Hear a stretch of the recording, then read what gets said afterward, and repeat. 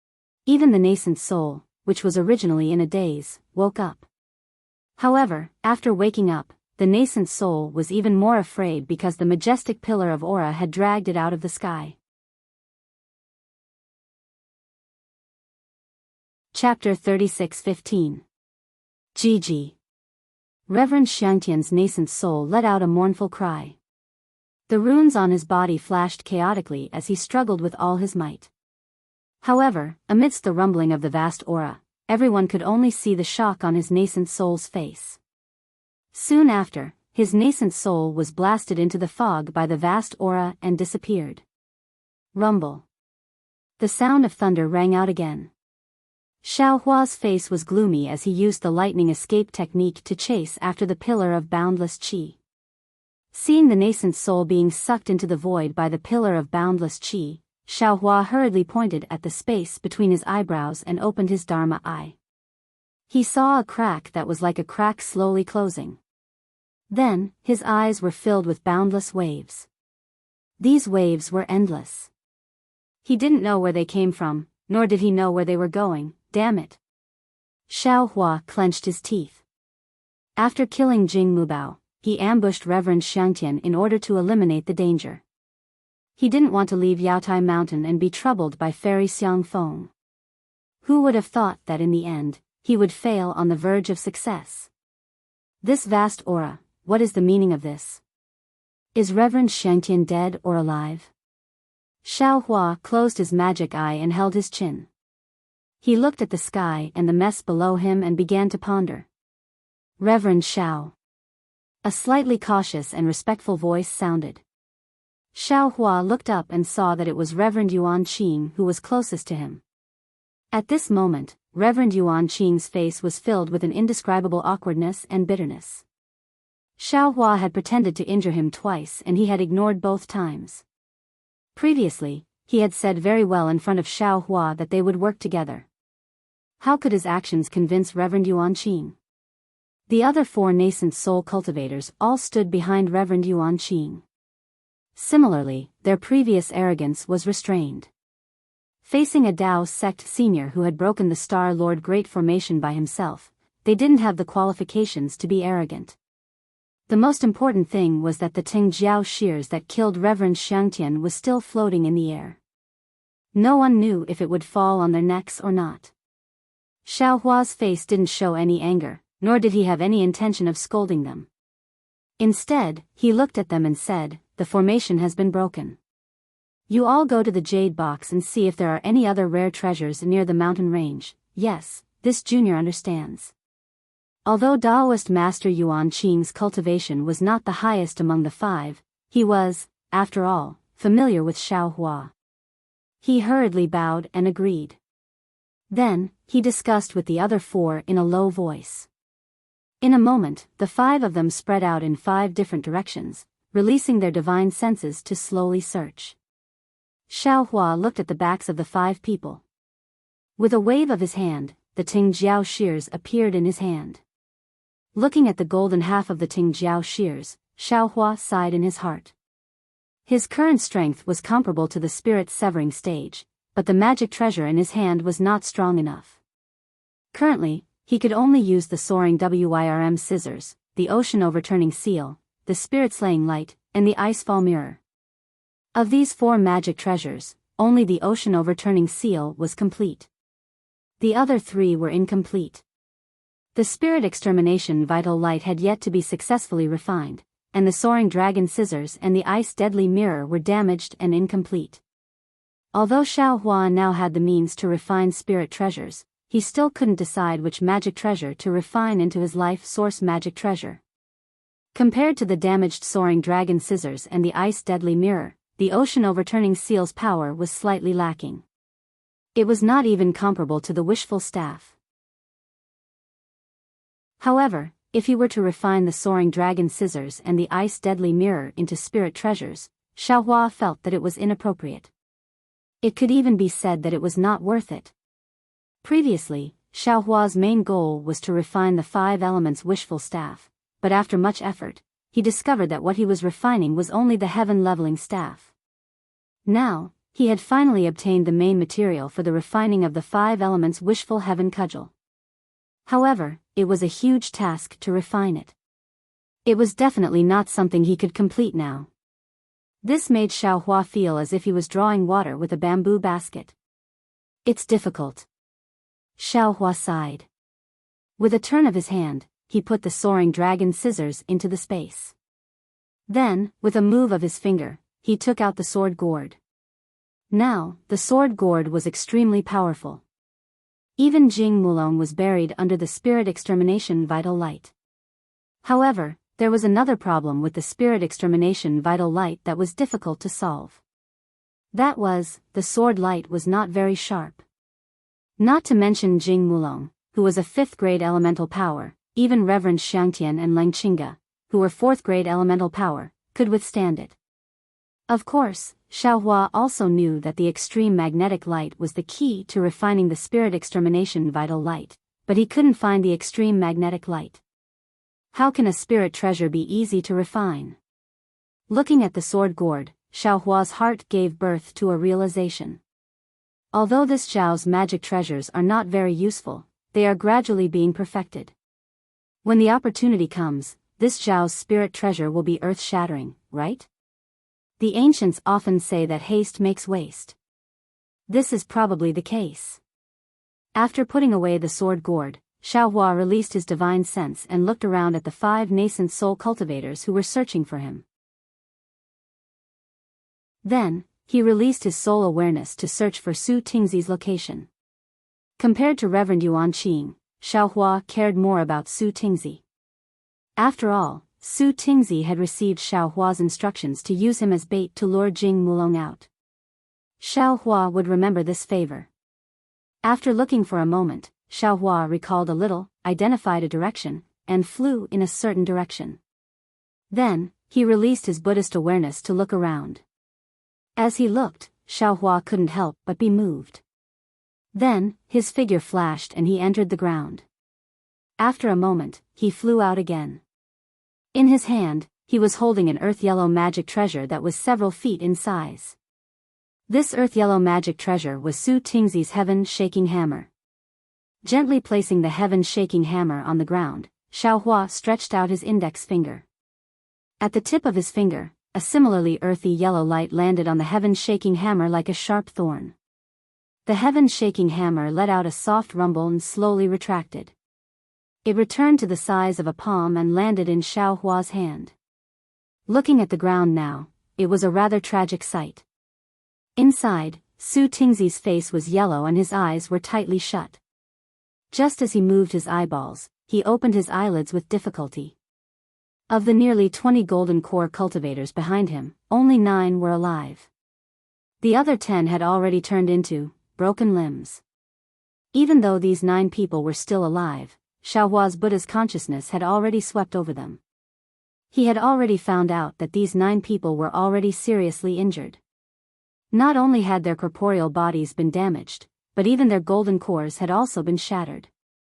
If they didn't take the spirit pills as soon as possible, then they would die in less than 2 hours. Taoist Master Xiao. Su Tingzi opened his eyes and saw that it was Xiaohua. Joy appeared on his face. He forced a smile and said, "I didn't disappoint you." Xiaohua nodded. Fellow Taoists' righteousness is something that I will remember in my heart. Not only did you help me lure out the star monarch guarding the array, you even protected the 9 golden core disciples. Although you were heavily injured, their lives were saved. Su Tingzi slowly sat up and looked at the 9 golden core cultivators. He sighed and said, "Their lives are saved for now, but they will die sooner or later. I was moved by Taoist Master Xiao and became a good person for once." Xiaohua said with a smile, "Good people will be rewarded. Fellow Taoist, you didn't care about your own safety and used your natal magic treasure to protect them. How can I let them die?"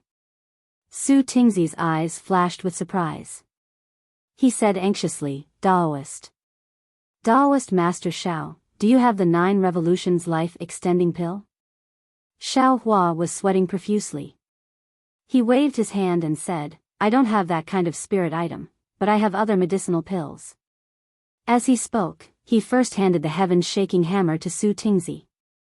Then, he took out a few medicinal pills and handed them to him.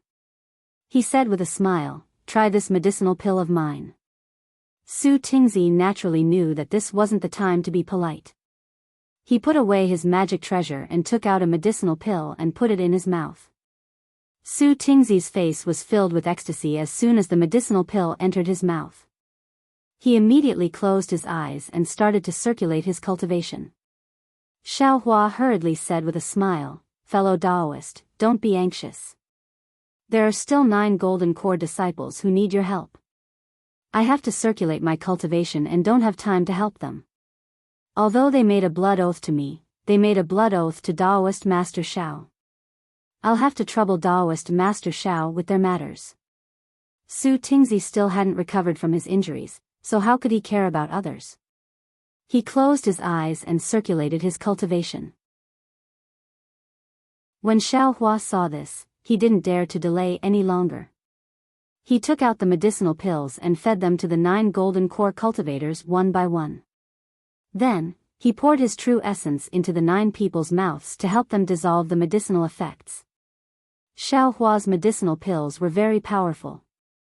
In less than the time it took to brew a cup of tea, the 9 people woke up at almost the same time. When they saw the smiling Xiaohua and Su Tingzi, who was sitting cross-legged at the side, they immediately understood what had happened. They all struggled to get up and kneeled. No need to be so polite. Xiaohua hurriedly pressed the 9 people down and said, "You're all heavily injured. It wasn't easy for me to save you with my medicinal pills.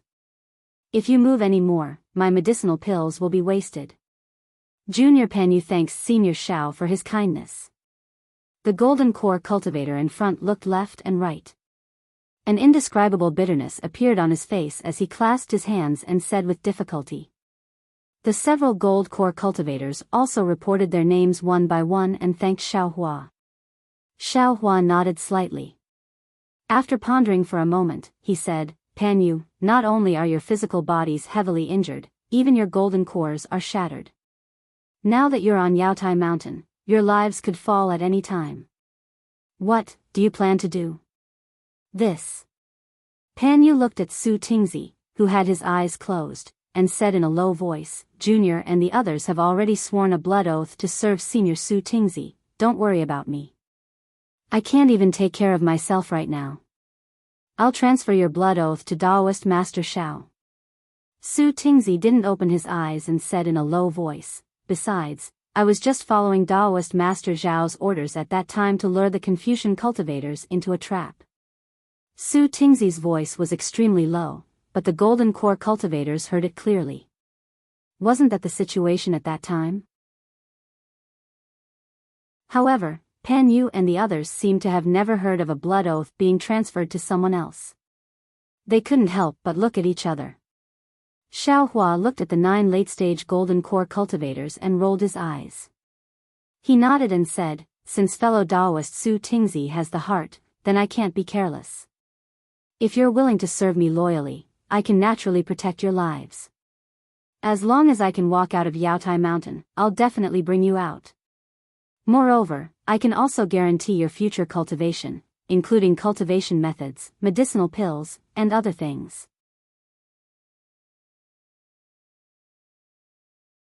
Chapter 36:16. Thank you, Senior. We are willing to pledge our loyalty to Senior. Pan Yu and the others were overjoyed. Being able to pledge their loyalty to someone as powerful as Xiaohua naturally brought them many benefits. However, Xiaohua frowned again and said with difficulty, "But the problem is that even if this old man wants to protect all of you, there are still many defensive formations in the Jade Pavilion gathering. Even if all of you stay close to this old man doesn't have much confidence, Senior." A golden core cultivator saw that Xiaohua was in a difficult position and said in a low voice, "Senior, don't you have the nation treasure?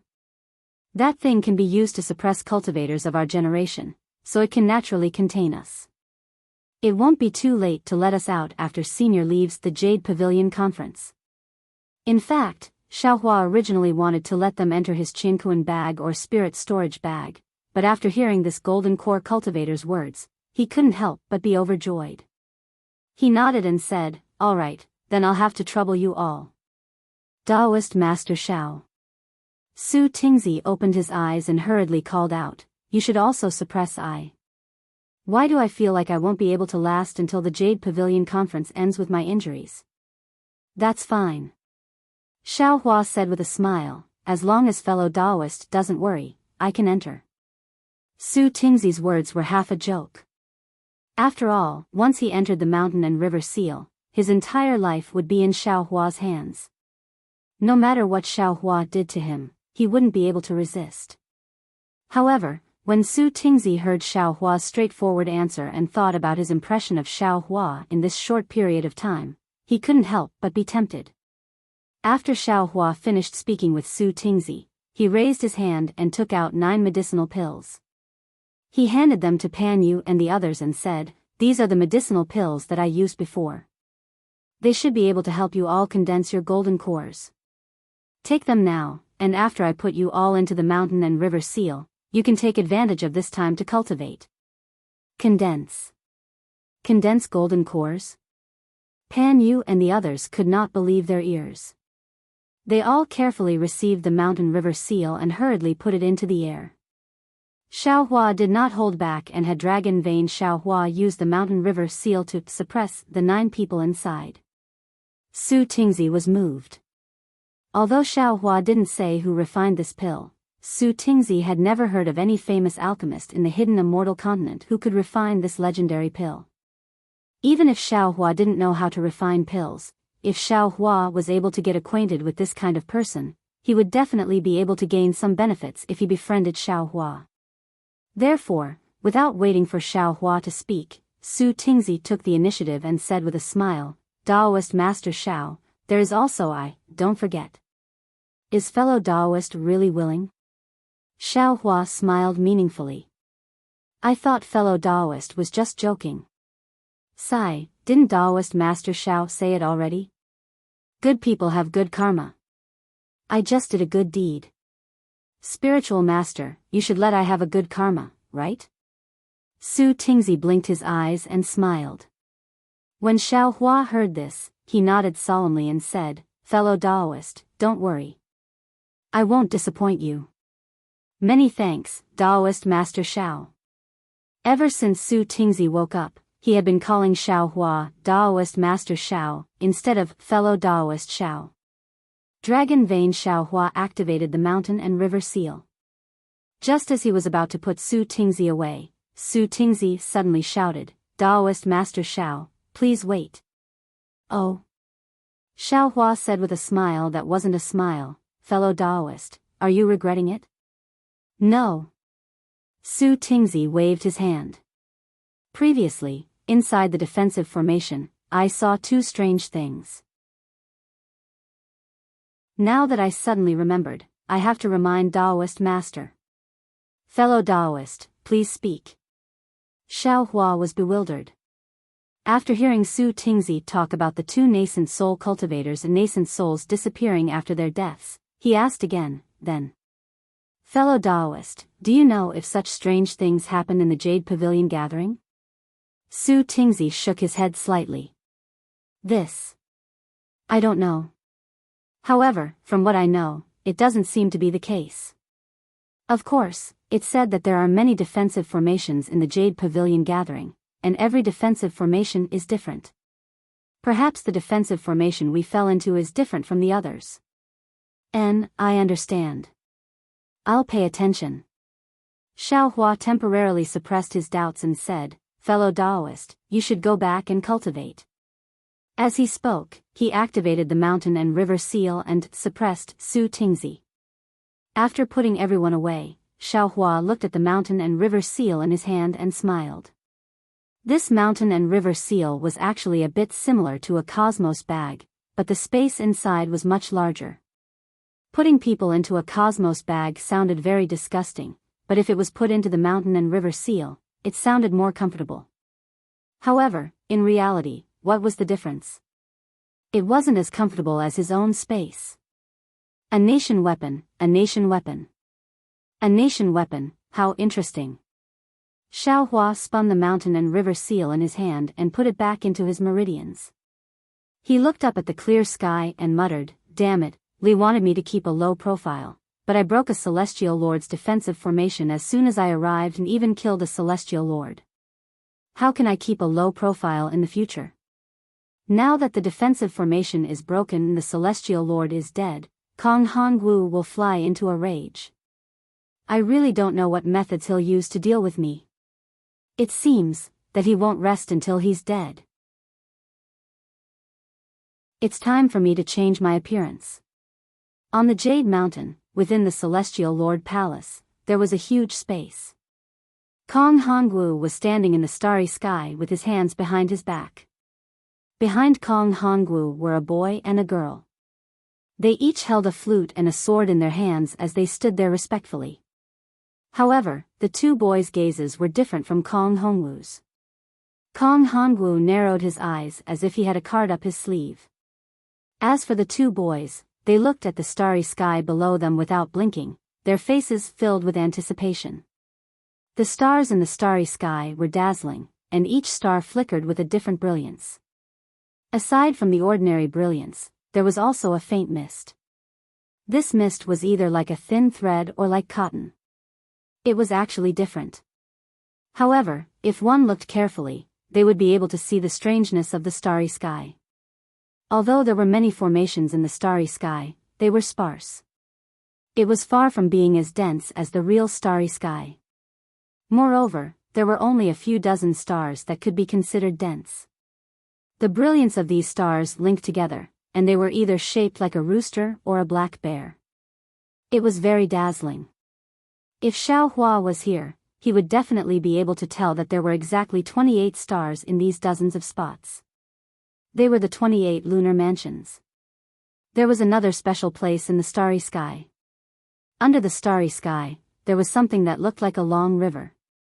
This thing seemed to hold up the entire starry sky.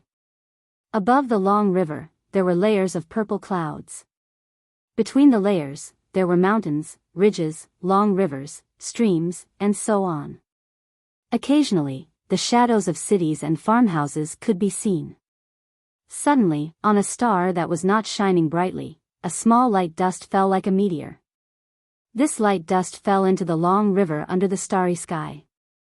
At the same time, a thin white line rushed out from the long river and caught the light dust.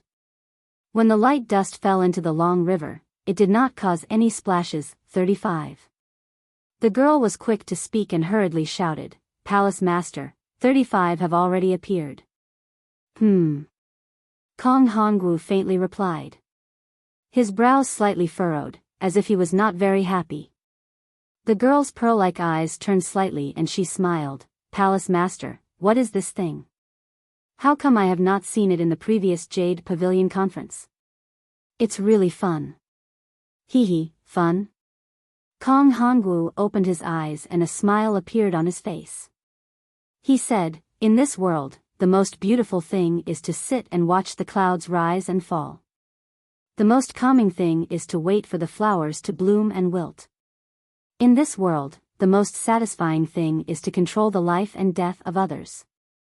The two children were dumbfounded. They looked at each other and did not know what to say. The boy thought for a moment and asked, "Palace Master, when the Dragon Gate was opened, I saw Hua the Taoist rush into the Dragon Gate. Why did he participate in the Jade Pavilion conference? Did he think that the reward from Palace Master was not enough and came to my Jade Mountain to pick spirit herbs? He is really too greedy." Hearing the mention of Hua the Taoist, a layer of anger appeared on Kong Hongwu's face. He slightly nodded and said, "Yes, he is indeed too greedy. Little Yun, remember, people die for wealth and birds die for food. This is an old saying that describes human greed. Since ancient times, who knows how many people have died because of this sentence. Little Huada is not walking the Dragon Gate, it is a dead end. Don't be greedy in the future." The boy named Little Yun hurriedly bowed and said, "Yes, Palace Master, I will remember. I can get whatever I want in front of Palace Master, I won't be greedy." Kong Hongwu smiled and looked at little Yun. You are still young, how can you know how big the temptation of this world is? Do you think those Dao sect cultivators who came to participate in the Jade Pavilion conference don't know the disadvantages of greed? Do you think they didn't say such words in the past? Greed is the biggest enemy in life. Palace Master, look, there is a lot of light dust falling. While speaking, the girl jumped up and clapped her hands, saying, so beautiful, just like fireworks. Kong Hongwu raised his head and looked. Sure enough, there was a snake-shaped star flashing with extremely brilliant brilliance. Under that brilliance, dozens of light dust fell one after another. Above the long river, there was a rushing filament that pulled these light dust into the river.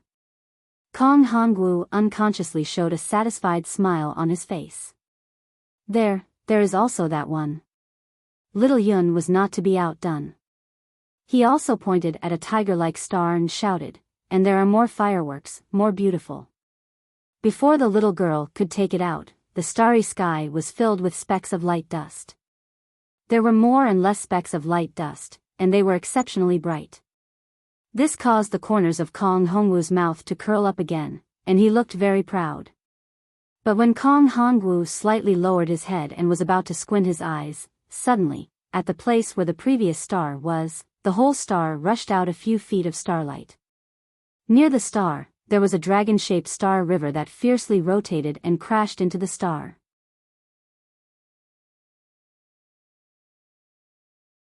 Chapter 36:17. Ah. Shengwen Yiran? Jingmu Xian? Seeing this strange scene, Kong Hongwu was shocked. He hurriedly unfolded his robe, and his eyes flashed with 3 colors of clear light. Hua! There was a sound like falling into water, and the whole Biyao star collapsed. The brilliant starlight instantly dimmed, and as the starlight was annihilated, several light dust fell again. What's going on? Kong Hongwu was inexplicably surprised. This Jingmu Xian star formation was broken by someone? How is this possible?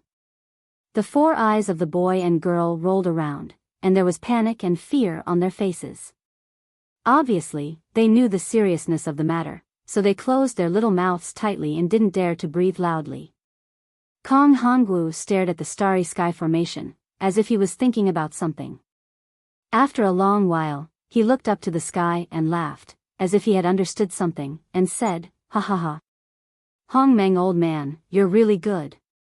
It seems that you want to make an example of my Star Lord Palace.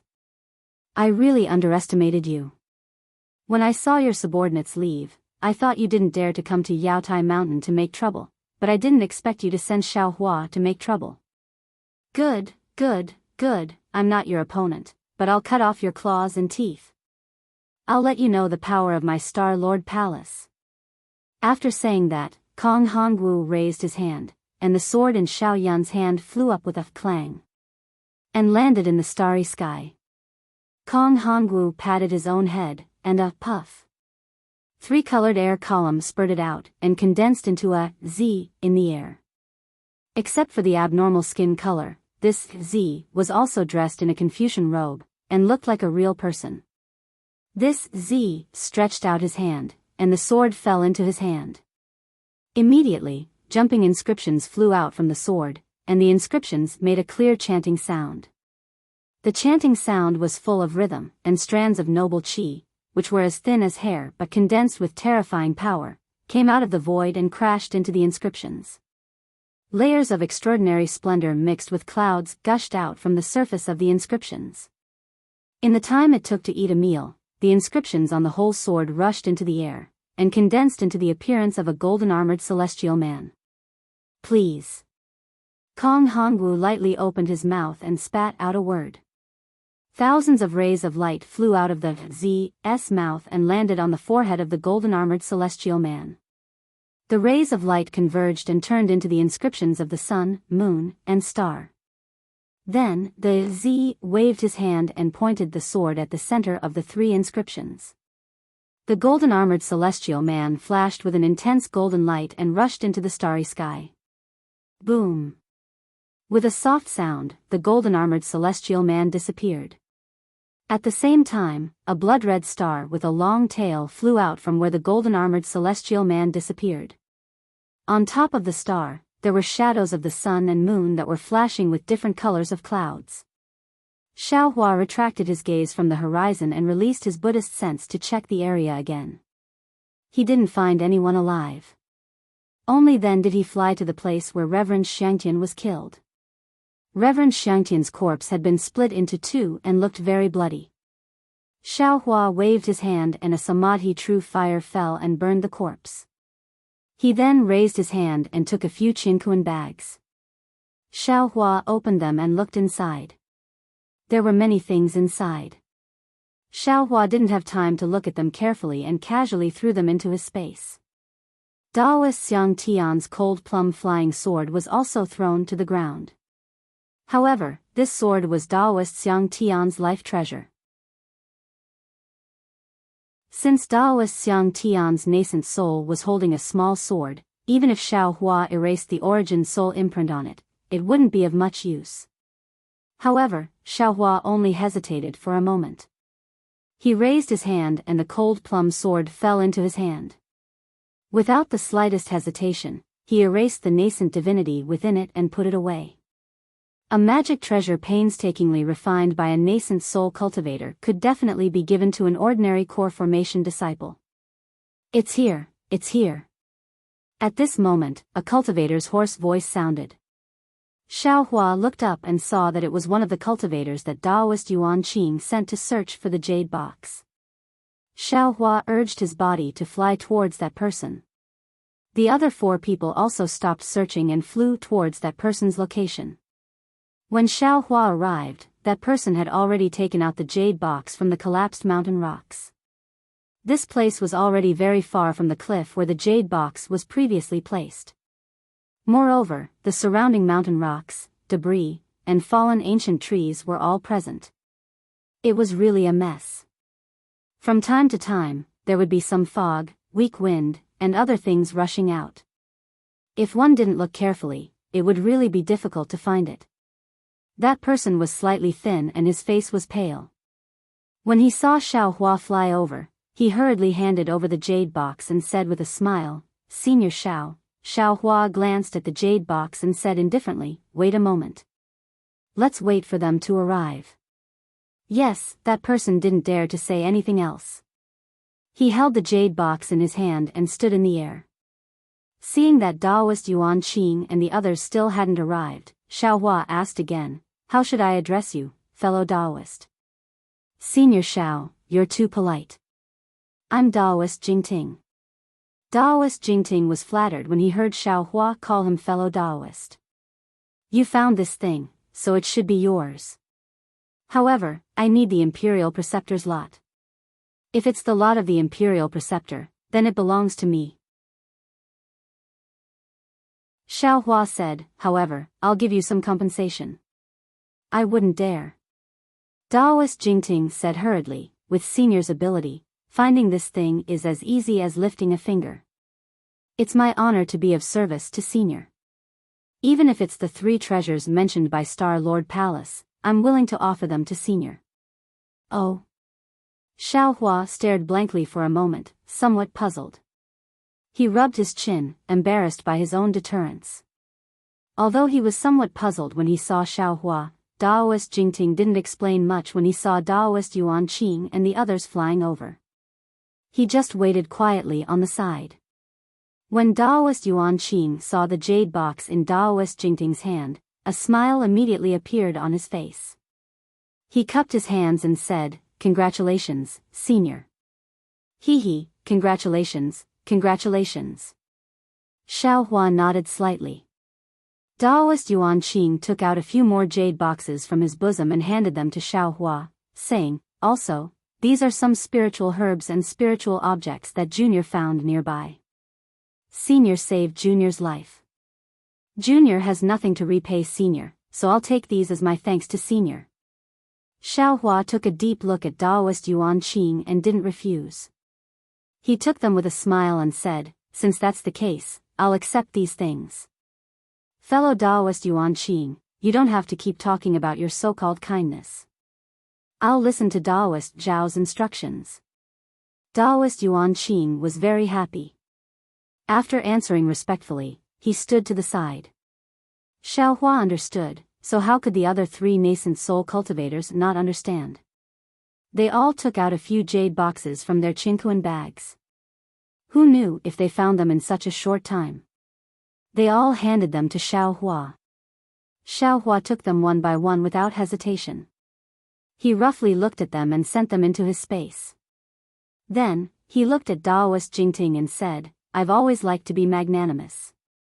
Although I didn't say it clearly and only asked you to help me find the jade boxes, the things inside the jade boxes. Soon after, Xiao Hua repeated what he had just said to Daoist Master Jingting. Only then did he order Daoist Master Jingting to open the jade box.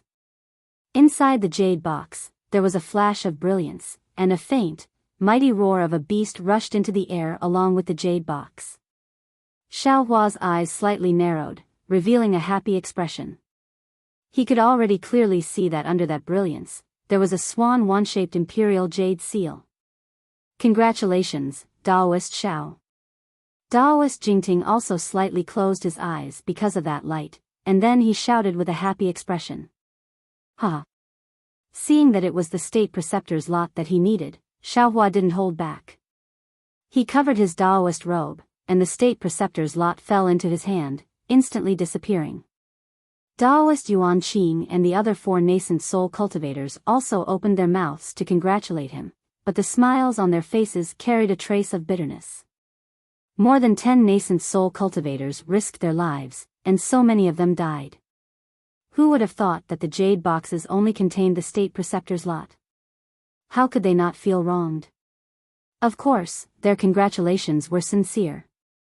After all, the state preceptor's lot wasn't what they wanted, and Xiao Hua taking it wouldn't make them feel pained. Xiao Hua received the state preceptor's lot, and this trip was complete. Then, he asked with a smile, I've already achieved my goal of participating in the Jadestage meeting. I'm not going to go any further. I'll just wait here until the Jadestage meeting is over and leave. Fellow Taoists, if you still have other ideas, feel free to go. Taoist Master Xiao. The somewhat short nascent soul cultivator said regretfully, with your skills, how can you stay here? Not to mention that any one of those 3 treasures is useful to you, even the spiritual grasses and spiritual items in other places of the Jadestage mountain are incomparable to other places of the hidden immortal continent. Don't you want to get 1 or 2? Xiao Hua said with a smile that wasn't a smile, if I were to snatch those 3 treasures, wouldn't you all be empty-handed? Those things are useless to me, so I'll leave them for you. The short nascent soul cultivator's face was somewhat embarrassed, and he said in a low voice, since Daoist isn't willing to go forward, then this junior will take his leave first. If Daoist has time in the future, please come to Pingyu Lake. This junior will welcome you with open arms. Okay, you can go. Xiao Hua waved his hand and said to Daoist Master Yuan Qing, Daoist Master Jing Ting, and the others. However, just as he finished speaking, he immediately thought of something and hurriedly said, Oh, don't worry, I just remembered something. I don't know which fellow Daoist can help me. When the short nascent soul cultivator heard this, his face was very happy. He had the same thoughts as the others, they all wanted to follow Xiao Hua. This way, even if they encountered any danger, they could ask Xiao Hua for help. However, they didn't expect that Xiao Hua didn't intend to go forward at all. At this time, hearing Xiao Hua's words, the cultivator hurriedly said, I don't know what Daoist master wants to do. Oh, it's nothing. I just want to ask you, who knows about the heavenly soul, earthly soul, and mortal essence? Xiao Hua said with a smile.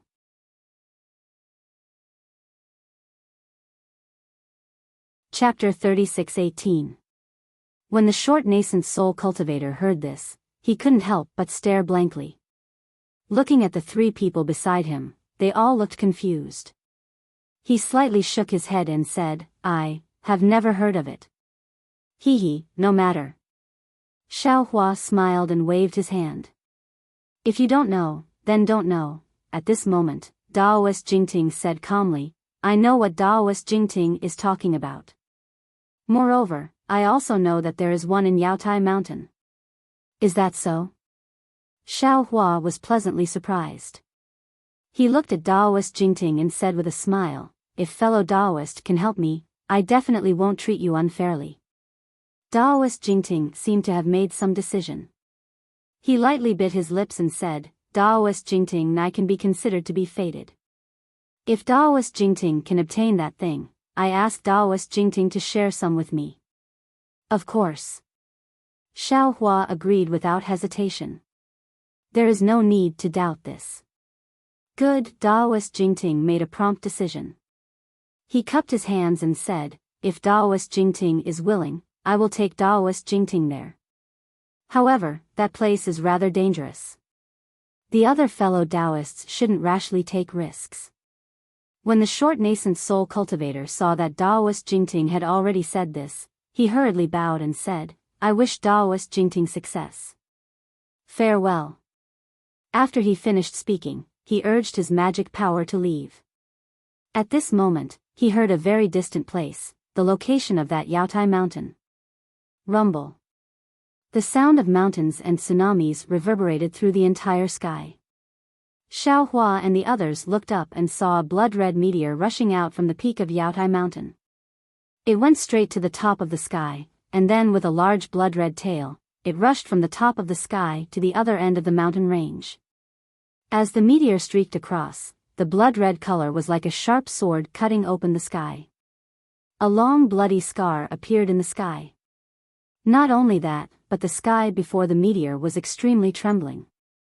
A myriad of multicolored lights burst out from the front of the meteor. After the meteor, that long red tail seemed to be overflowing with ripples, expanding the bloody scar to the extreme. The sky was filled with blood-red multicolored lights in an instant. Not only did they cover the clear sky, but they also covered the sun and the moon. That night and blood could be seen with the naked eye rushing towards Xiao Hua and the others from a distance. What is going on? The short nascent soul cultivator was shocked. His body, which had been flying away, came to a stop as he looked into the distance in shock. Strands of heaven and earth yuan qi, as well as streams of righteous qi, slowly surged into the sky. It was as if blood had fallen into a pool of water. The blood-colored rays of light were descending towards Yaotai Mountain at a speed visible to the naked eye. Rumble.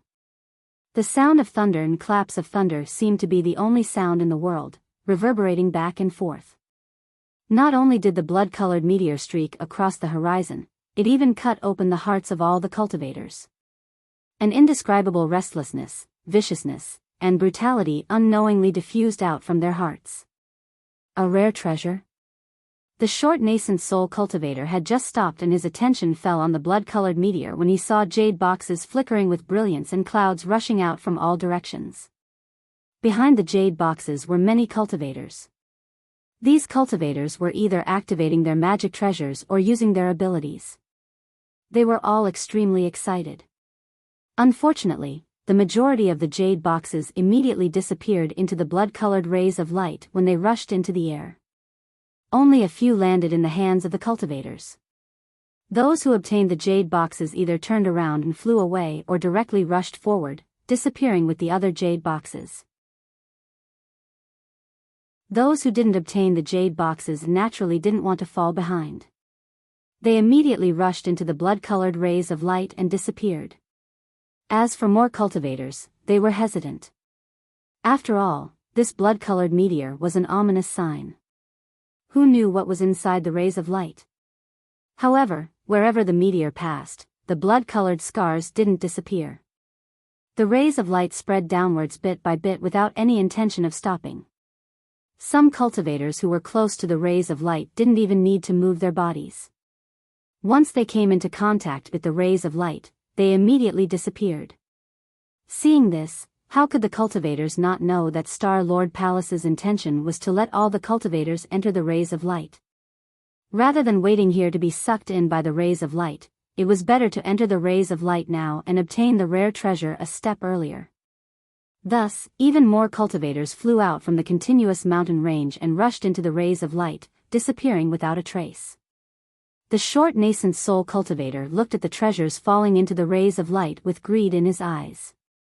Seeing that there were cultivators rushing into the rays of light, he immediately cupped his hands and said, "Daoist Master Xiao, I'll go first."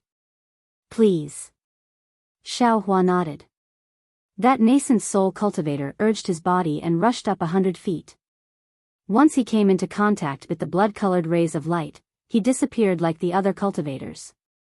Xiao Hua's divine sense followed. He only felt that the rays of light could isolate divine sense, but he couldn't see anything strange about it. "Fellow Taoists, hurry up and go," Xiao Hua urged, then said to Taoist Master Jingting, "Fellow Taoist Jingting, you can lead the way. From the looks of it, Star Lord Palace wants to drive us to a place. The defensive formation from before might be closed."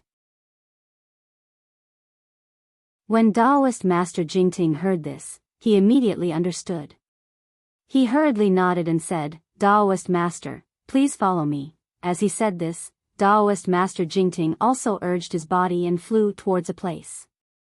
The other nascent soul cultivators cupped their hands towards Xiao Hua and also rushed into the rays of light somewhat hurriedly. They originally had some intention to go with Xiao Hua, but when they saw that Xiao Hua wanted to break through the formation again and didn't want them to follow, especially when all the rare treasures were sent into the blood-colored rays of light by Star Lord Palace, all the cultivators on Yaotai Mountain had to enter the rays of light to obtain the rare treasures, so Xiao Hua's role was weakened. Therefore, they also dispelled the idea of advancing and retreating with Xiao Hua. Taoist Master Yuanqing looked at the nascent soul cultivator who flew away, his face unmoved. He calmly said to Xiao Hua, "Taoist Master Xiao, Junior's cultivation is limited. I'm afraid it won't be easy for me to escape from Yaotai Mountain. I can't not follow you. You won't drive me away, right?" "Huh, how is that possible?" Xiao Hua laughed. His body flew up and rushed out after Taoist Master Jingting. He even said, "But if you want to follow us, don't call me senior in the future." Taoist Master Yuanqing laughed. His Taoist robe fluttered as he chased after Xiao Hua. He also said, "Taoist Master Xiao, if you say so, how can I not follow your orders?" The three of them flew towards this place for about the time it took to eat a meal. Just as Xiao Hua thought, the entire Yaotai Mountain was completely covered by the rays of light like volcanic clouds. Under the rays of light, rare treasures and spiritual objects flew out one after another. Not to mention that the defensive formation was gradually closing, even if it wasn't, who would still stay here when the formation was empty? Jinren Jingting saw them flying over several mountain ranges, flying and stopping. In the ancient forest, which was more than 100 feet high, they found a sandbar where 3 streams converged. Jinren Jingting stopped. He turned his head and narrowed his eyes to look at the multicolored light falling from above and behind him. He said, "Jinren Xiao, this is the place where the elites are. Although the rays of light will activate the defensive formation, it's 90% similar to the records I've obtained." Xiao Hua's divine sense swept out. He saw that the vast qi above the sandbar was mixed with obscure inscriptions that blocked his divine sense. He knew this should be one of the defensive formations of Star Lord Hall. He then looked at the lush ancient trees on the left side that blocked the blood-colored rays of light. If Taoist Master Jingting didn't bring him here, he probably wouldn't have found this place. So Xiao Hua said with a smile, "Fellow Taoist Jingting, before I came here, I also asked several fellow Taoists for advice. According to them, this Yaotai gathering is completely different from the previous one. There's nothing to learn from them. I wonder how fellow Taoist got the information about this place." Reverend Jingting looks at Xiao Hua, then looks at Reverend Yuanqing, who is following behind him. He sighs and says, "To tell you the truth, Reverend Xiao, I didn't get this information from anyone else. It was during the last few Yaotai gatherings that I came here by chance and found out." "Oh." Xiao Hua was surprised. Could it be that fellow Taoist Jingting has attended the Yaotai gathering many times? Not to mention Xiao Hua, even Taoist Master Yuanqing looked at Taoist Master Jingting with interest. A bitter smile appeared on Taoist Master Jingting's face. He nodded and said, I'm not afraid of Daoist Master Zhao's joke. This is the 13th time I have attended the Yaotai gathering. Ah. Xiaohua didn't make a move, but Daoist Master Yuanqing cried out in surprise. However, after being surprised, Daoist Master Yuanqing became somewhat embarrassed.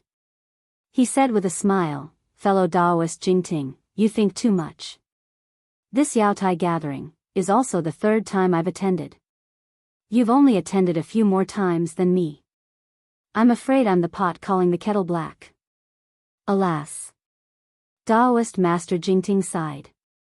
His voice was full of bitterness and helplessness. He looked at the sandbar in front of him and said, fellow Daoists, please don't laugh at me. Actually, the purpose of this humble Daoist's visit to Yaotai Mountain is not for the treasures mentioned earlier. This humble Daoist is also not interested in the 3 treasures that Star Lord Palace has taken out. This humble Daoist's purpose is the same as that of Daoist Xiao. Oh. Xiaohua raised his eyes to look at Daoist Master Jingting and asked curiously, could it be? Fellow Daoist Jingting has attended the Yaotai gathering 12 times just for the Imperial Preceptor's lot? And 12 times, you actually didn't get it? Daoist Master Yuanqing was also surprised. After all, it wasn't particularly difficult to get the Imperial Preceptor's lot when one's cultivation had reached the middle nascent soul stage. As long as one's luck wasn't too bad, one could get it by attending the Yaotai gathering once. How could one be like Daoist Master Jingting, who had attended the Yaotai gathering 12 times and still hadn't gotten it? Daoist Master Jingting originally wanted to urge Xiaohua, but when he saw Xiaohua looking at him with great interest and seemed to have already released his divine sense, he knew that Xiaohua was observing the defensive formation in front of him. Thinking of his own decision, he opened his mouth and said, you're right, Daoist Master Xiao.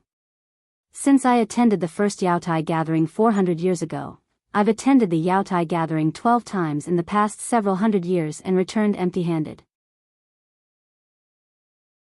I didn't get the Imperial Preceptor's lot even once. Fellow Daoist Jingting, you really have perseverance. Daoist Master Yuanqing didn't know how to comfort Daoist Master Jingting, so he could only say this in a low voice. Actually, the first 3 times. I really did want to establish a country and have the ambition to be a country's teacher. Daoist Master Jingting said with a smile, but by the 4th time, the general who was on good terms with I was already old. Seeing that I couldn't help them establish a country for a long time, his son had already abandoned I and cooperated with others. I also met the fellow Daoist who helped them establish a country. I also met him at the Yaotai gathering. I can't help others, but of course, I can't disturb them. Therefore, the things that happened after that were just me acting in a fit of pique. I actually want to see how many times I can get the Imperial Preceptor's lot.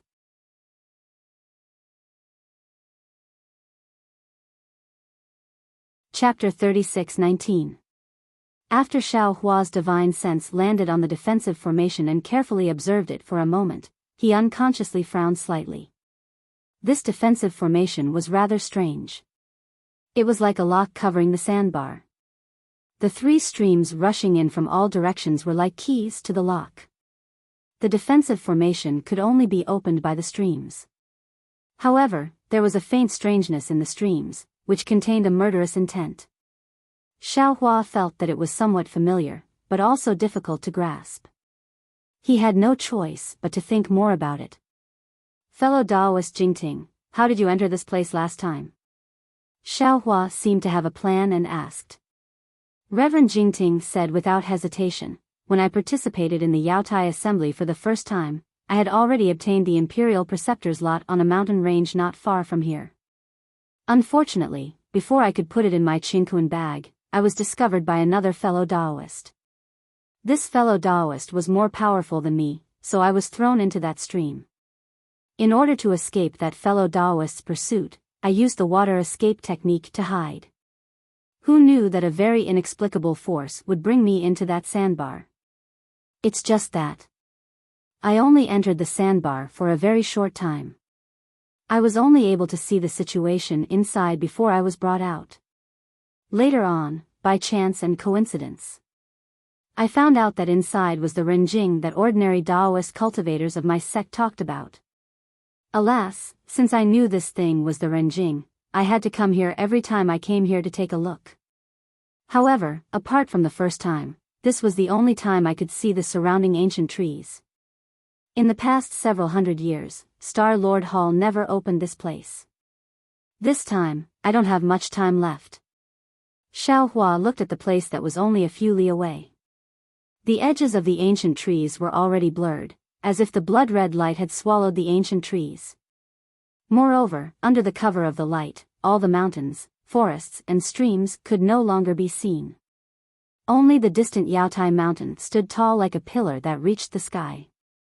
Upon seeing this, Reverend Jingting straightened his clothes and bowed to Xiao Hua. Reverend Xiao, in fact, when I obtained the jade box containing the Imperial Preceptor's lot, I had a premonition in my heart that the jade box contained no other treasure but the Imperial Preceptor's lot. Why? Reverend Yuanqing was somewhat puzzled. If you didn't have a premonition, why did you fight for it? Taoist Jingting said very meaningfully, I naturally fight for the State Preceptor's lot, but if I can't get it, then it's naturally not the State Preceptor's lot. However, Zhenren Xiao killed the Guardian Star and asked us to search for it. The only thing I could find was the Imperial Master's lot. Taoist Master Jingting's words were very awkward, but Taoist Master Yuanqing also understood a little. Taoist Master Jingting's luck was extremely bad. This was his 13th time participating in the Yaotai Assembly. The number of the Imperial Preceptor's lot was pitifully small.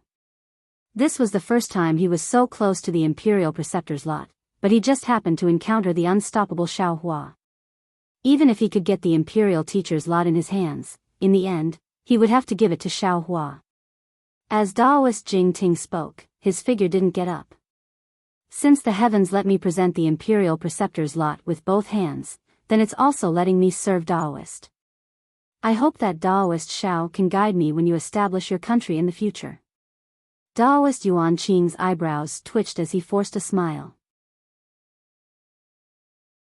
He glanced at the silent Xiao Hua and said, Fellow Taoist Jingting, I'm afraid this isn't your true reason, is it? Yes, this is a reason, but it's not the most important one. Taoist Jingting didn't quite understand the relationship between Xiao Hua and Taoist Yuanqing, but seeing that Xiao Hua didn't speak and only Taoist Yuanqing spoke, he thought Xiao Hua didn't quite believe him. He hurriedly said, the most important thing is that I really don't have confidence in myself. I must rely on a senior with destiny. Taoist Xiao controls the national treasure of Confucian cultivators, so you're definitely a person with great destiny. If I don't rely on Taoist Xiao, who else can I rely on? Taoist Yuanqing blinked his eyes and said with a smile, so that's how it is. I thought fellow Taoist was as afraid of death as I. Being afraid of death is naturally one of the reasons. Taoist Jingting said with a smile. Xiao Hua looked at Taoist Jingting's bowing appearance and nodded. As early as when fellow Taoist Jingting gave me the jade box, I already promised you that I would take out something of equivalent value to the treasures inside the jade box to exchange with fellow Taoist. Since fellow Taoist wants to use his own future to exchange with me, I naturally feel ashamed to accept it. When Taoist Jingting heard this, his face was filled with ecstasy. He shouted, State Preceptor, please accept this subordinate's bow. Fellow Taoist is too polite. Xiao Hua raised his hand and helped Taoist Jingting up. Since you want to work for me, I will certainly not treat fellow Taoist unfairly. As long as I can give you anything, I will satisfy fellow Taoist. Taoist Yuanqing's face showed a trace of surprise. He also said with a smile, Congratulations, Taoist Xiao. Congratulations, fellow Taoist Jingting, Xiao Hua was about to raise his head to answer when suddenly his eyebrows rose and he let out a cry of surprise. He immediately waved his hand and grabbed Taoist Yuanqing and Taoist Jingting out of thin air. Without waiting for the two to speak, he dragged the two of them and rushed to the nearby sandbar. Taoist Jingting and Taoist Yuanqing were slightly stunned. However, when their divine senses swept over the sandbar, they saw that under the blood-red brilliance, near the upper wind of the second stream, an inexplicable aura rushed out. The originally disorderly inscriptions immediately swarmed up. That aura was like a sharp blade that cut open a flaw in the defensive formation. "There's someone inside," Daoist Jing Ting exclaimed in a low voice and looked at Daoist Yuan Qing. The two of them looked at each other with surprise. The inscriptions were like a fountain, and the noble spirit swarmed out. This noble spirit was like an incomparably sharp flying sword, and it slashed in the air with a whooshing sound. Strands of fine texture appeared in the void, and the white clouds were turned into nothingness by these fine texture. Xiao Hua brought the two of them with him. His whole body flashed with a faint golden light. This golden light also made cracking sounds in the fine lines and shattered into pieces. However, the moment it shattered, the golden light condensed again. "Go." Xiao Hua landed in the middle of the inscriptions and waved his hand. A ray of brilliance appeared, like a huge fist crashing into the inscriptions. Boom! Thousands of inscriptions were forcibly suppressed. The place where the aura appeared was torn apart by this fist. The aura that rushed out became more and more violent.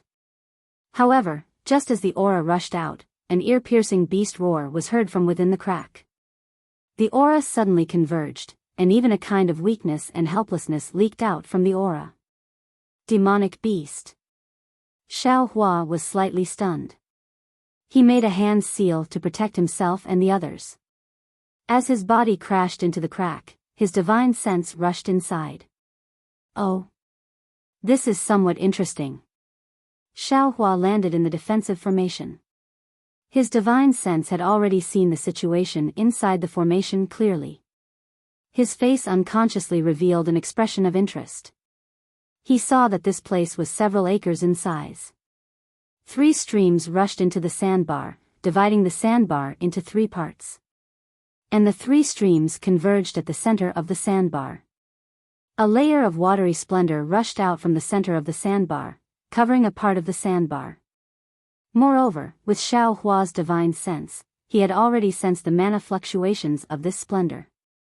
What was covering a part of the sandbar was actually a Daoist magic array. Looking above the sandbar, the aura that rushed out of the defensive formation came from a demonic beast that was several tens of meters in size. This demonic beast had long ears, blood-red eyes, and a 3-petaled mouth. It was very similar to an ordinary rabbit.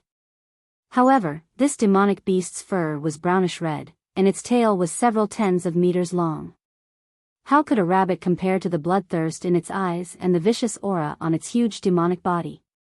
Below the demonic beast's body, 2 forelimbs that were like human arms were currently covered in a scarlet ring of fire.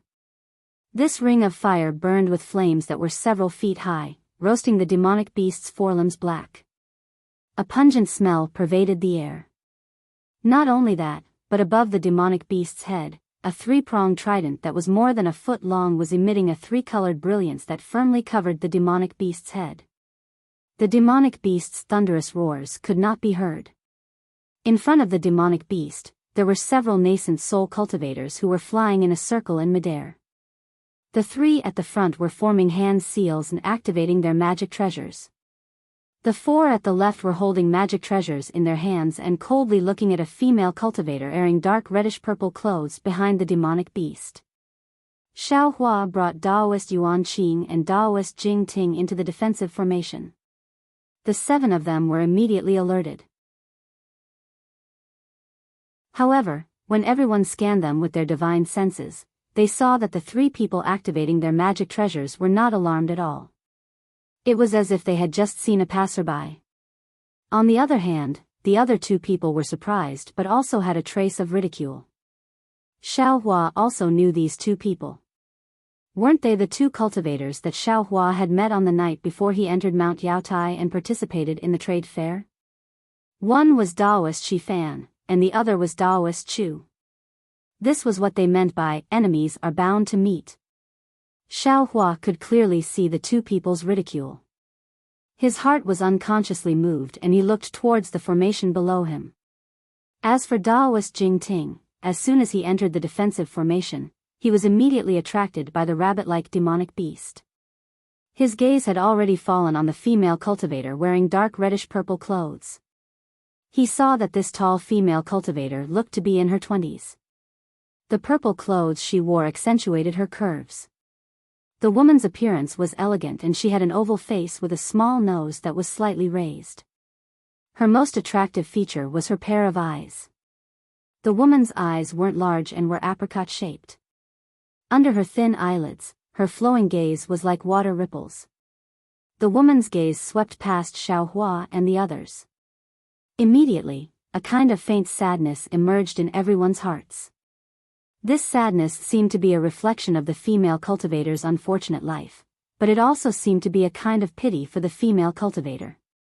Because at this moment, the woman's face was pale and flushed. Obviously, she was injured. On top of the woman's head, a simple and unadorned jade pendant emitted a misty brilliance that firmly enveloped the woman. However, this brilliance was as thin as paper. It seemed that any random magic treasure could break through the woman's defensive magic treasure. Aoo. Seeing that another person had rushed into the defensive formation, the demonic beast opened its mouth and roared. Its body struggled with all its might and a kind of dense demonic fog sprayed out from its mouth. However, under the confinement of the trident, that dense fog couldn't reach very far. Even the demonic beast's twisting body overflowed with runes. These runes were like ropes that trapped the demonic beast.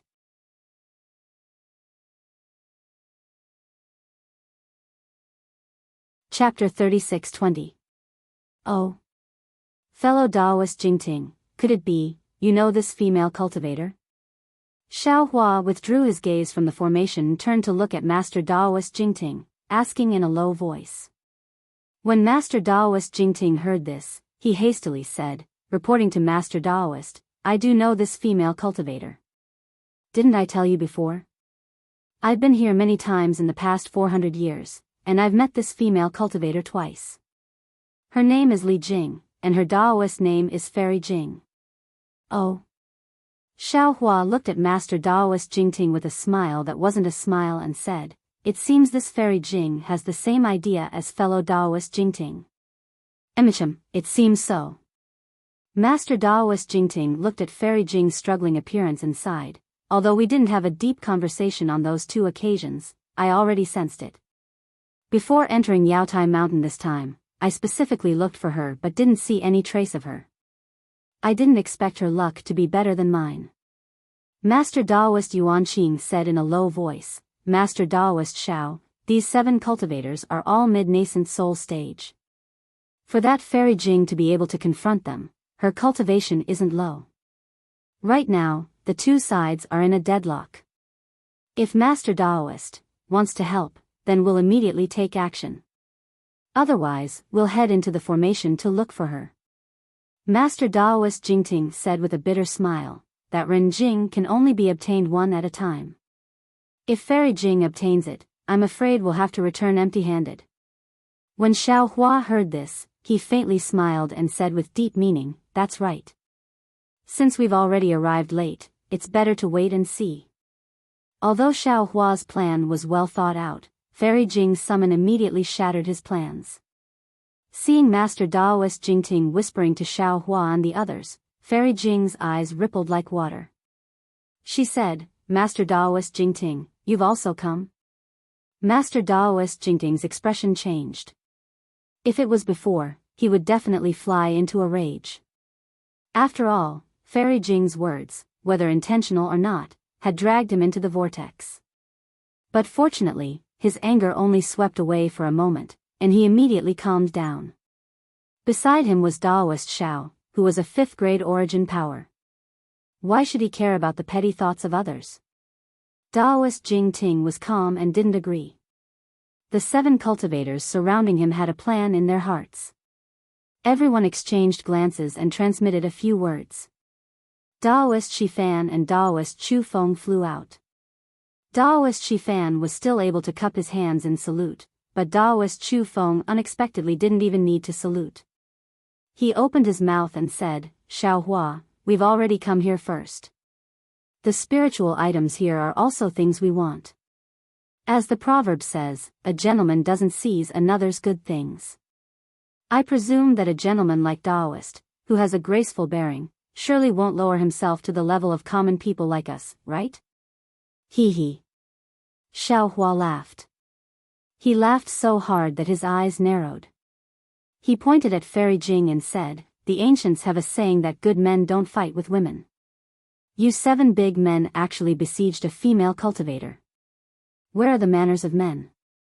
Seeing that Xiao Hua didn't attack, Master Taoist Chu sneered in his heart, but he still said, fellow Taoist Xiao is wrong. Didn't you see this demonic beast? Although this woman is a Taoist cultivator, she actually raised demonic beasts and wallowed in evil with the 1,000 demonic saint realm demonic beasts. Where is the dignity of a Taoist cultivator? As Taoist cultivators, we naturally have the obligation to help this lost lamb return to the right path. Taoist Yuan Qing and Taoist Jing Ting were very astonished. The two of them didn't quite understand the meaning of Master Taoist Chu Feng's words, but seeing that Xiao Hua didn't move, the two of them simply ignored him.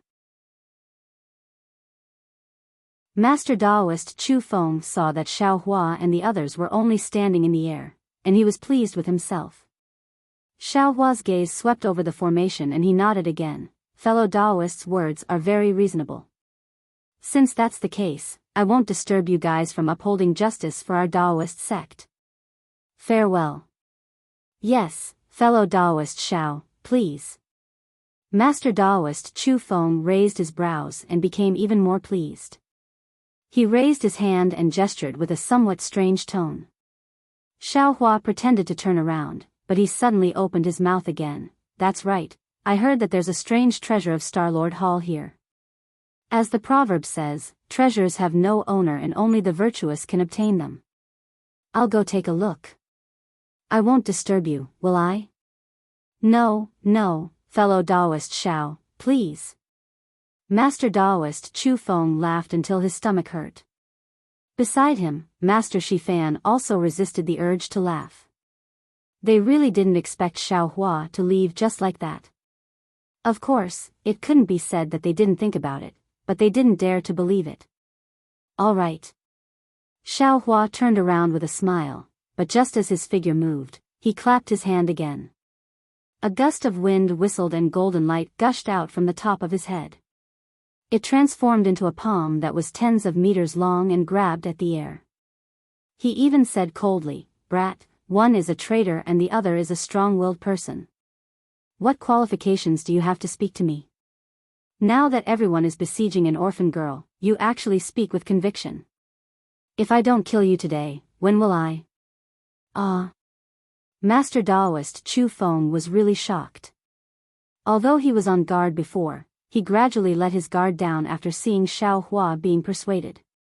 However, he didn't expect Xiao Hua to immediately turn hostile as soon as he turned around. How was this still the pedantic cultivator in his heart?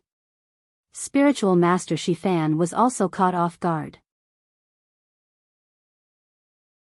By the time the two of them hurriedly formed hand seals and 2 rays of light rushed into the air to block Xiao Hua, the large hand had already grabbed down. The space within a radius of several hundred feet was controlled by Xiao Hua. The 2 hand seals rushed out like little loaches. They struggled in the air with all their might and were unable to move. Not only that, but when Xiao Hua's large hand grabbed down, the trident that had previously imprisoned the demonic beast immediately lost its brilliance and fell down. The rabbit-like demonic beast raised its head and cried out loudly. A dense demonic aura immediately gushed out and rushed toward the 3 people in front of it. At the same time, there were crackling sounds like beans being fried. One by one, jumping runes fell from the demonic beast's body. Seeing this, Fairy Jing was also stunned. However, the joy in her heart far surpassed the shock. After all, Xiao Hua was standing in front of Master Taoist Jingting. She didn't dare to climb up to Xiao Hua and could only probe Master Taoist Jingting. Unfortunately, Master Taoist Jingting didn't even pay attention to her. Clearly, he was following Xiao Hua's lead. She then looked at Xiaohua again. Unexpectedly, he was locked in by Master Daoist Chu's words and wanted to leave after a few words. Fortunately, this fairy Jing wasn't a scheming person. She didn't play any tricks and only used her own magic power to bitterly support herself. But at this critical moment, there was a sudden turn of events and Xiaohua suddenly attacked. However, the power of Xiaohua's palm was really too fierce. Fairy Jing pointed at the jade pendant above her head. The jade pendant struggled to emit a brilliance, wanting to attack the somewhat difficult opponent. However, the jade pendant in Xiaohua's hand seemed to have sunk into a quagmire. Not only was it difficult to send out magic power, but the jade pendant itself was also difficult to move. This Master Daoist Xiao, what is his cultivation? Fairy Jing glanced at Xiaohua with great fear. Kacha. Several crisp sounds rang out. Not only did the demonic beast break free from its shackles, but the rings on its front claws also fell off. The three attacking cultivators couldn't help but retreat a few dozen feet from the shock. It was also at this time that a fiery voice came from the array not far below them. Which bastard actually dares to break this old man's forbidden technique? Along with the voice, a black dot appeared at the center of the spell formation. The black dot quickly expanded into a vortex and a cultivator wearing black armor charged out from the vortex. A divine sense comparable to a late-stage nascent soul cultivators angrily swept toward them. Behind the black battle armor, several cultivators activated their own magic treasures and followed after him. Not only that, but several popping sounds rang out as tricolored bubbles also appeared on the other two parts of the formation on the sand island. Two bursts of spiritual sense that were no less powerful than the suit of black armor also swept forth from the spots where the bubbles ruptured. One of the divine senses fell on Xiaohua and paused for a moment. Soon after, a crimson fist flickered with dark flames and smashed towards Xiaohua without any explanation. As the fist moved, the previously angry cultivator waved his hand. Countless amounts of world yuan qi followed his gesture and condensed into a large hand. This large hand had faint black threads floating within it and whistled towards Xiaohua. As for the third nascent soul cultivator, he seemed to be somewhat hesitant. However, as the two large hands fell, he could only point with his finger. A cloud flew out of his hand and a foot-long horsetail whisk fell from the sky. Ha ha ha. Xiaohua laughed. So it's an old acquaintance.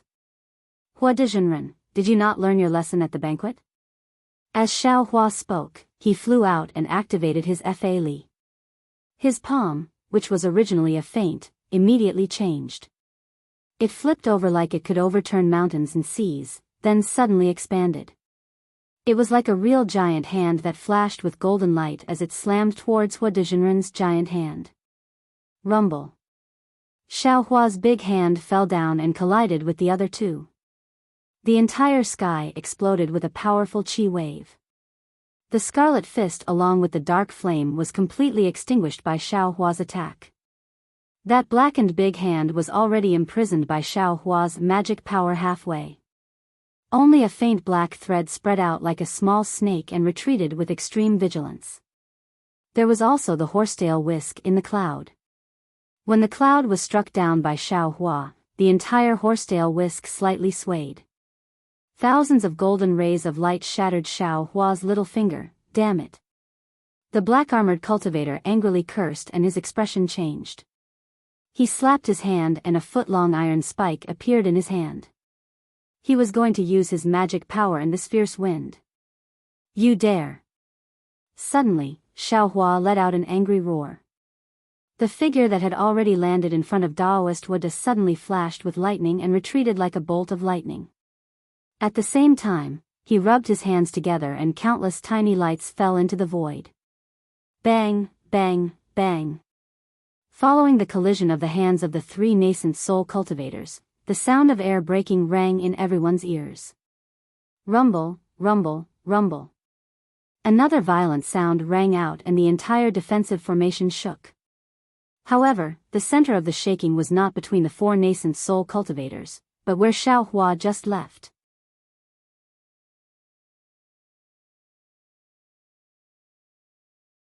Chapter 36-21. Xiao Hua was furious. He hurriedly activated the lightning escape technique and charged toward the center of the explosion at lightning speed. Moreover, countless golden threads flickered in front of him where the lightning had exploded. It was the technique Xiao Hua had activated earlier. However, these golden threads were somewhat disorderly from the impact of the explosion and couldn't fall down for a long time. Only after the most powerful wave of the explosion had subsided did the golden threads disappear. Looking at the sky again, the rabbit-like demonic beast had been blasted hundreds of meters into the air.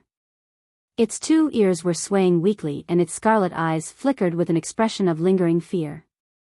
Fairy Jing, who was on the demonic beast, was also deathly pale. She looked ahead regretfully.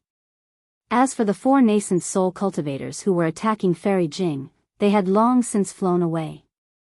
All of them were watching the scene with schadenfreude.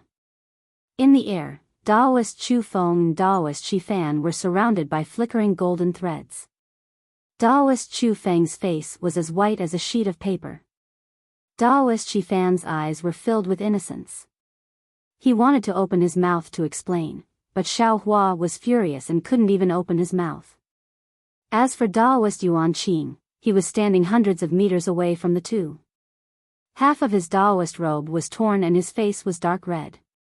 His eyes were filled with a look of someone who had just escaped from death. His gaze was still fixed on the place where he had tried his best to escape. There, the unfortunate Daoist Jing Ting had already disappeared. Not to mention a corpse, not even a drop of blood could be seen. No one saw it more clearly than Daoist Yuan Qing.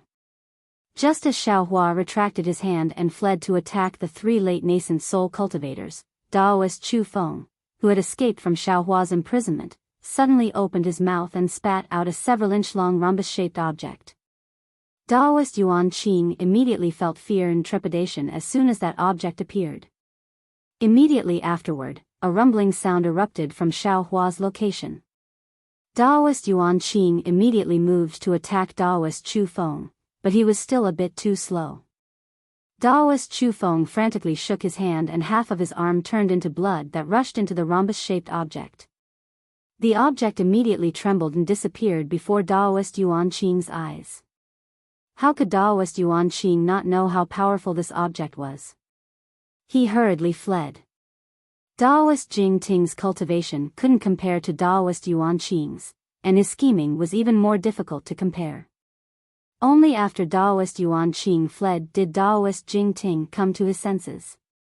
By the time he hurriedly brought out the heaven-shaking hammer, the rhombus-shaped object had already appeared in front of his chest. Bang, bang. The sound of air currents was the sound of the rhombus-shaped object breaking through Daoist Jing Ting's protective qi. Then, the rhombus-shaped object exploded loudly and Daoist Jing Ting's corpse was blown to smithereens. Even though Daoist Yuan Qing reacted quickly, he was still injured by this object. Not only was half of his body unable to move, but the qi and blood in his body were constantly surging and difficult to calm down. What is this thing? Why is it so powerful? It can even kill a mid-nascent soul cultivator? Daoist Yuan Qing thought to himself with lingering fear. I'm afraid, it's a destructive magic weapon specially refined by an expert related to Daoist Chu. While Daoist Yuan Qing was pondering, Xiao Hua's figure had already appeared where Daoist Jing Ting was standing just a moment ago. Xiao Hua merely swept over with his divine sense before he had time to look elsewhere. He heard Daoist Hua sneer behind him. You dare! Then, he saw Daoist Hua clap his hands and a fist-sized fire gourd flew into the air. A ferocious aura that seemed capable of destroying heaven and earth rushed out of the gourd's mouth. Damn it! Xiao Hua cursed, unable to restrain his anger. This matter couldn't be considered as his carelessness. He saw that Fairy Jing was able to confront three nascent soul cultivators by relying on her demonic beast and magic weapon. He only needed to break the confinement spell on the demonic beast. Then, he had Daoist Yuan Qing and Daoist Jing Ting on his side. 3 nascent soul cultivators and 1 demonic beast dealing with 7 nascent soul cultivators shouldn't be a problem. And when he saw the confinement spell on the demonic beast, he knew that there were definitely other powerful nascent soul cultivators within the array. Therefore, he broke the spell and lured them out. But Xiaohua didn't expect Daoist Chu to actually have such a powerful magic weapon. This item was similar to the single-use magic weapon Xiaohua refined when he was still a low-level cultivator. Moreover, this item was 100 times more powerful than Xiaohua's. In particular, the lamentable Daoist Jing Ting was extremely unlucky. Daoist Yuan Qing was able to dodge it, but Daoist Jing Ting actually didn't react at all and was killed. Perhaps Xiaohua would avenge Daoist Yuan Qing's death, but Daoist Jing Ting's death was something Xiaohua must avenge. Xiaohua simply ignored Daoist Huada's sneak attack from behind. His eyes were burning with anger as he stretched out his hand. A large illusory hand grabbed Daoist Chu and Daoist Shifan. These two were nascent soul cultivators, but under Xiaohua's fury, they couldn't resist at all. Now, they were like infants in Xiaohua's hands. The two revealed fear in their eyes. They did their best to open their mouths as if calling for help from Daoist Huada. But before Daoist Huada's magic weapon could fly out, pft, pft, 2 consecutive sounds rang out. The bodies of the 2 nascent soul cultivators were crushed into meat paste amidst a burst of light. Save me, save me. Following the bloody light, 2 5-foot-long nascent souls clad in armor rushed out from the meat paste. Unfortunately, the 2 nascent souls were still flashing with golden threads at this time. Xiaohua's confinement technique didn't only imprison their bodies, it also sealed their nascent souls. Boom! As soon as the 2 nascent souls came out, they immediately produced a vast chi pillar. Layers of dense fog soared into the sky and wrapped around the nascent souls in Xiaohua's hands. Humph! Xiaohua sneered. He opened his already prepared left hand and the sword gourd appeared. The thing with a nose and eyes on the gourd rushed out and immediately nailed Daoist Chu's nascent soul. Swoosh swoosh. The spirit-slaying origin light flew out and turned slightly.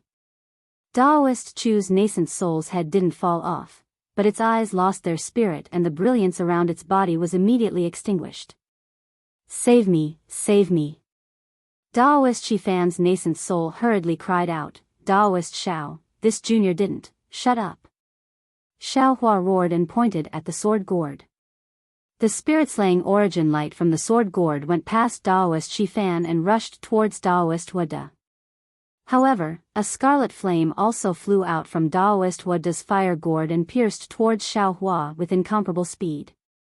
Crackle crackle. There was another violent explosion. Hundreds of sparks splashed out from the spirit-slaying origin light and the scarlet flame. Circles of ripples rippled through the air. The group of cultivators who were originally standing behind Daoist Huada were greatly shocked and hurriedly retreated.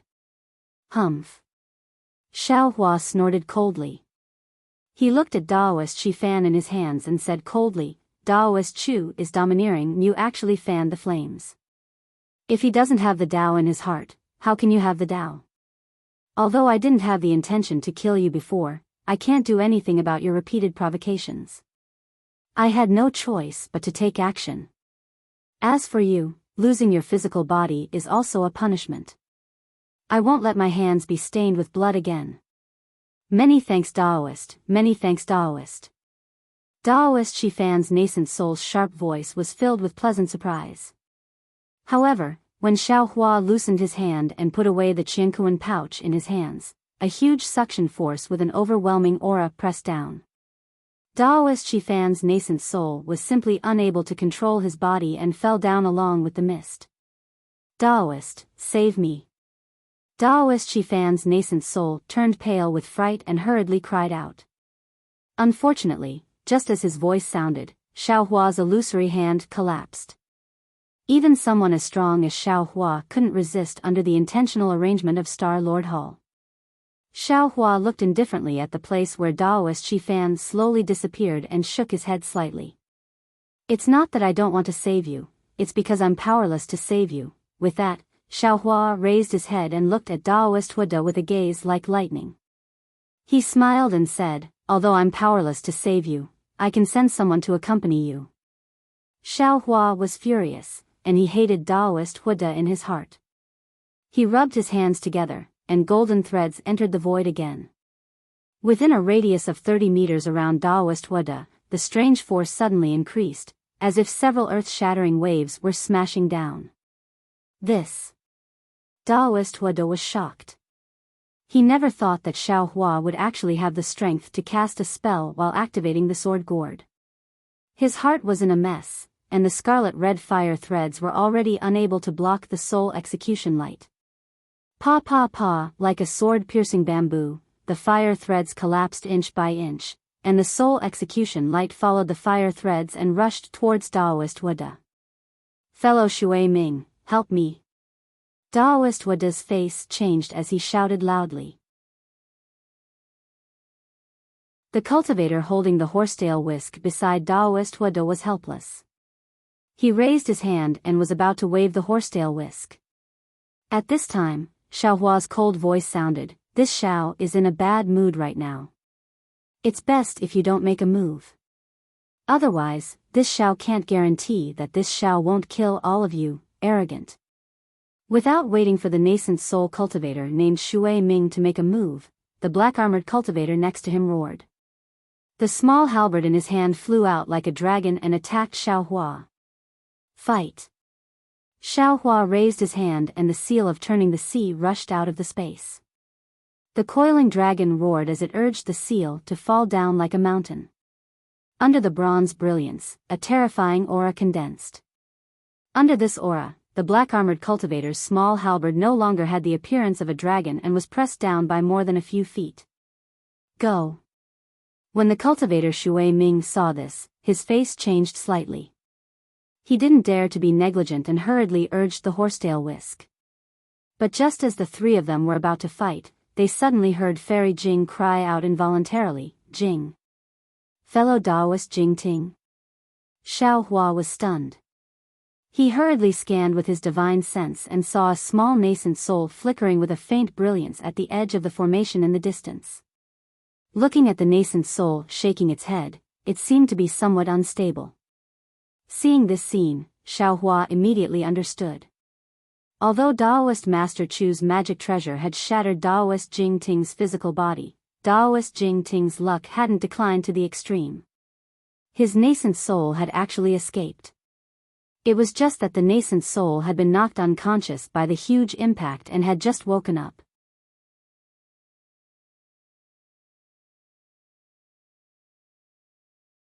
Chapter 36-22. Xiaohua was delighted, but he immediately shouted, "Be careful, Daoist Jingting." With that, Xiaohua ignored the other three late nascent soul stage cultivators and flew towards Daoist Jingting's nascent soul. Moreover, his divine sense displayed the magical power that he had just comprehended from the secret technique of Do Shan Jun's jade pupil. It turned into an invisible big hand that stretched out, wanting to protect Daoist Jingting. Seeing Xiaohua so easily escape from the battle and treat the three of them as nothing, Daoist Huda couldn't help but bite his lips and his eyes flashed with an ominous glint. Shwa! Just as Daoist Huda wanted to make a move, thousands of blood-colored rays of light fell from the top of the defensive formation and quickly covered the four cultivators who had previously besieged Fairy Jing. The four cultivators couldn't struggle at all and immediately disappeared into the rays of light. Forget it. Daoist Huda looked at Xiaohua's sword gourd floating in the air and the condensed soul-slaying origin light. He smiled coldly and looked at the black-armored cultivator. The two nodded slightly and their figures shot into the sky and also disappeared. Alas! The cultivator Shui Ming seemed to want to wait for a while, but the rays of light hit his face and a huge force that even a late nascent soul stage cultivator couldn't resist came. He couldn't help but rush into the rays of light. Looking at Xiaohua again, he didn't dare to use his magic power to disturb the defensive formation of Star Lord Hall. He only dared to use the divine ability he had just comprehended and never used. However, he was still too late. Without waiting for the hand formed by his spiritual sense to fall, a thick fog suddenly rose and a pillar of vast qi came crashing down. Daoist Jingting's nascent soul hadn't woken up yet and was sucked into it in a moment. The nascent soul only had time to scream before it disappeared. Boom! The nascent soul had just disappeared, but the thick fog didn't dissipate. The vast qi pillar seemed to have been hit by a huge fist and broke into two with a boom. After the wind whistled, Xiaohua's figure appeared there with a very angry and regretful expression on his face. Staring at the place where Daoist Master Jing Ting's nascent soul disappeared, Xiaohua's brows furrowed tightly. He had already seen this kind of strange situation before, but he didn't notice anything strange at all, so it was impossible for him to see anything strange now. If he had never seen Xian Songzi, perhaps he would be like ordinary cultivators and think that Star Lord Hall was protecting the Taoist cultivators. He would wait until the Yaotai meeting to find Jinren Jingting. However, Xian Songzi's Yuanying and the two Yuanying whose primordial spirits were erased reminded him that the Confucian cultivators would not kill the physical bodies of these three Yuanying cultivators for no reason. If the emperor of a country had such an intention, Star Lord Hall would have even more. Of course, even if this was really a method used by the Star Lord Hall to protect their nascent souls, Xiaohua still had to get to the bottom of it. He had to kill the nascent souls of Reverend Shu and Reverend Shengtian. He absolutely couldn't let them escape. Daoist Master. Just as Xiaohua was pondering, a timid voice came from not far away. It was Fairy Jing who had collected her demon beast and flew over. Yes. Xiaohua's gaze swept over Fairy Jing. He nodded slightly with an indifferent expression on his face. Fairy Jing reached into her bosom and took out a jade box. She handed it over respectfully and said in a low voice, "This is the Ren Jing I obtained from the Shazhou's formation. Senior must have come for it. I caused Daoist Jingting's death and also received Daoist Master's help. I have nothing to repay you with." Yes, Xiaohua declined to comment. He beckoned with his hand and the jade box fell into his hand. Looking at the restrictions and talismans covering the box, Xiaohua opened his mouth and a beam of sword light fell. All the restrictions were broken. Fairy Jing's heart skipped a beat as she saw this. She secretly rejoiced at her own actions. Contrary to Fairy Jing's expectations, Xiaohua opened the jade box and saw the so-called Ren Jing inside. An expression of not knowing whether to laugh or cry appeared on his face. He then raised his head and asked, "Li Jing, are you sure this is the Ren Jing of the heavenly soul, earthly soul, and Ren Jing?" "What? Could it be that this isn't a Ren Jing?" Fairy Jing was also stunned. Looking at the spirit fruit that looked like half a gourd, she asked curiously, "This Ren Jing is thin at the top and thick at the bottom. Isn't it a nurturing essence? If this isn't a Ren Jing, then what is it?" "Oh." Hearing Fairy Jing's words, Xiaohua was slightly absent-minded. It seemed that a long time ago, there was a woman called Kaizhuxia who said to him, "Daoist Xiao, look. That mother-child spirit fruit is thin at the top and thick at the bottom. Isn't it a nurturing infant? That's why it's called mother-child spirit fruit. Daoist Xiao." At this moment, Daoist Master Yuan Qing transmitted his voice from the distant sky. The defensive formation is about to be sealed by Star Lord Hall. Daoist Xiao should quickly follow this multicolored light out of the defensive formation. Hearing this, Xiaohua looked up. Sure enough, there was no one else in the sky except for Daoist Master Yuan Qing. The blood-red multicolored light had already filled the sky and was about to approach Daoist Master Yuan Qing. "Daoist Master Yuan Qing, you go first. I'll be right there." Xiaohua thoughtfully glanced at Daoist Master Yuan Qing. After thinking for a moment, he transmitted his voice again. Daoist Master Yuan Qing naturally knew that Xiaohua needed this Ren Jing, so he didn't delay any longer. His figure flew up and disappeared into the multicolored light. Daoist Xiao. Fairy Jing said with a smile, ever since I saw this item in the Sand Province, I've been looking for ancient records. Finally, I found the source. The records in the ancient records are exactly the same as this item. There should be no mistake. What do you want this item for? Xiao Hua looked at Fairy Jing with narrowed eyes and asked very abruptly. A trace of sorrow appeared on Fairy Jing's face, but it was instantly washed away by the water-like mist. She said in a low voice, "This is my secret. I hope Daoist Xiao can understand." Xiao Hua nodded and extended his hand. "Give me the jade eye that records how to use this item." This. Fairy Jing was somewhat hesitant, but after a moment of hesitation, she obediently handed over a black cloud eye to Xiao Hua. "I want this black cloud eye. Presumably, you've already made a copy of the records inside." Xiao Hua took the black cloud eye and closed the jade box. He threw it to Fairy Jing and said, "I have no use for this item. You can keep it for yourself." Ah! Fairy Jing was truly overjoyed.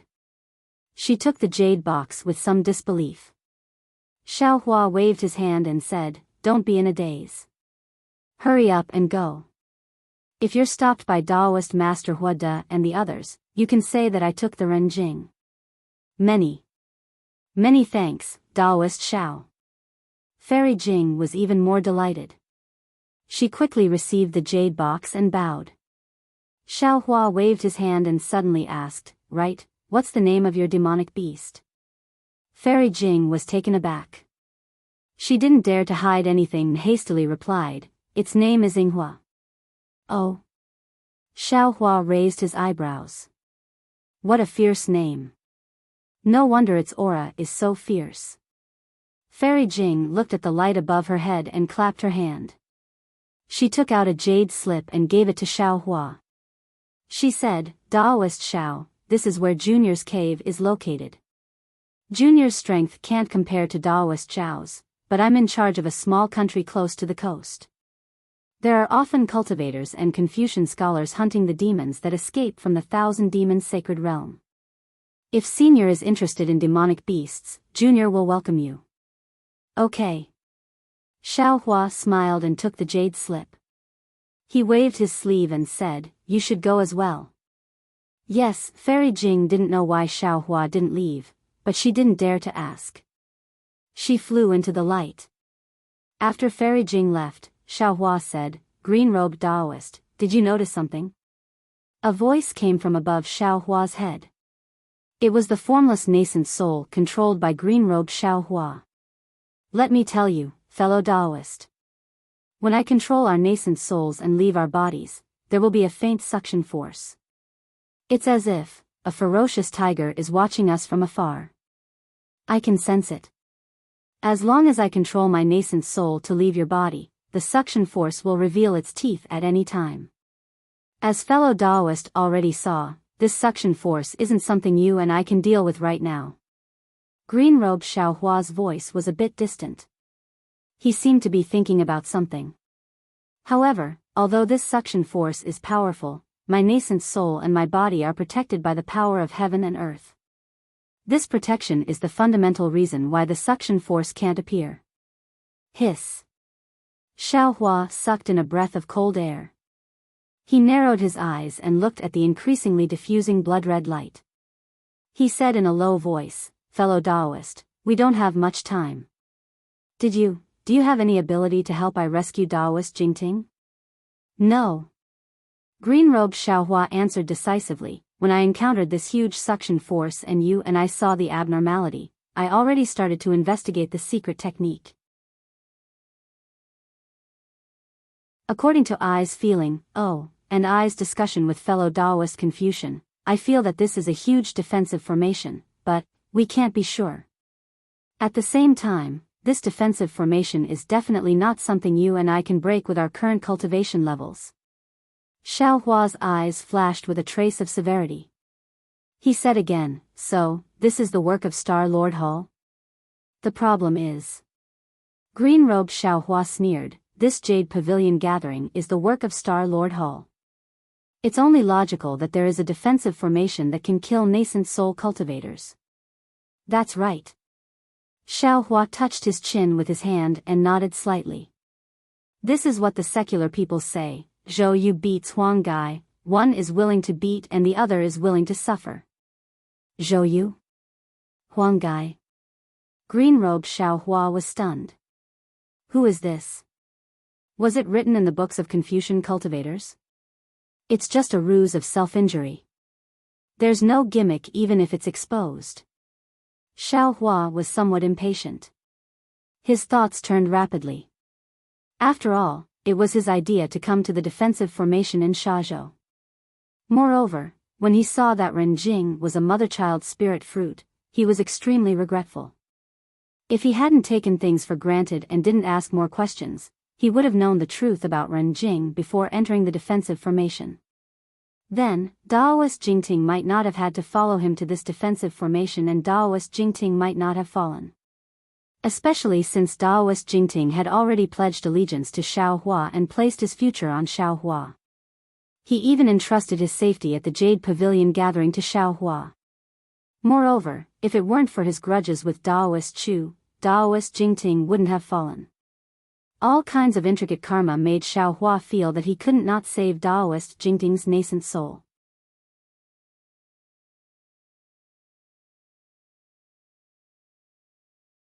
Chapter 36-23. When green-robed Xiao Hua heard this, he laughed coldly and said, "Let them beat you, but don't accidentally kill them." However, at this point, green-robed Xiao Hua's face suddenly showed a shocked expression and he hastily looked at Xiao Hua. Xiao Hua naturally also thought of what green-robed Xiao Hua was thinking. In a flash, Xiao Hua also cried out, "Not good. This Star Lord Hall is so brazenly intercepting and killing nascent soul cultivators. If it wasn't their usual practice, then, they definitely have the intention to kill. The number of cultivators that can survive from Yaotai Mountain definitely won't exceed 10, no, maybe more than 20. It wasn't that Xiao Hua hadn't thought about this before, but now that he thought about it, he immediately understood the essence of the matter and a chill ran down his spine. That Star Lord Hall's Hall Master is a cultivator at the peak of the 5th grade of essence energy. If he makes a move, you and I won't be his match. Green-robed Xiao Hua said in a low voice, "Fellow Daoist, you have to think of a way. Why did you jump into this pit of fire? There's no need to talk about the bloodstains on the top of your head, they're even more life-threatening means. As long as you fall into them, there's only a slim chance of survival." Xiao Hua looked at the approaching blood-colored light and said indifferently, "I'm afraid you and I will have to risk our lives this time." "That's easy to say," green-robed Xiao Hua sneered. "Even if fellow Daoist wants to risk his life, where will you find Kong Hongwu?" Green-robed Xiao Hua had just finished speaking when he immediately became vigilant again and hastily called out, "Fellow Daoist. Don't think of something outrageous.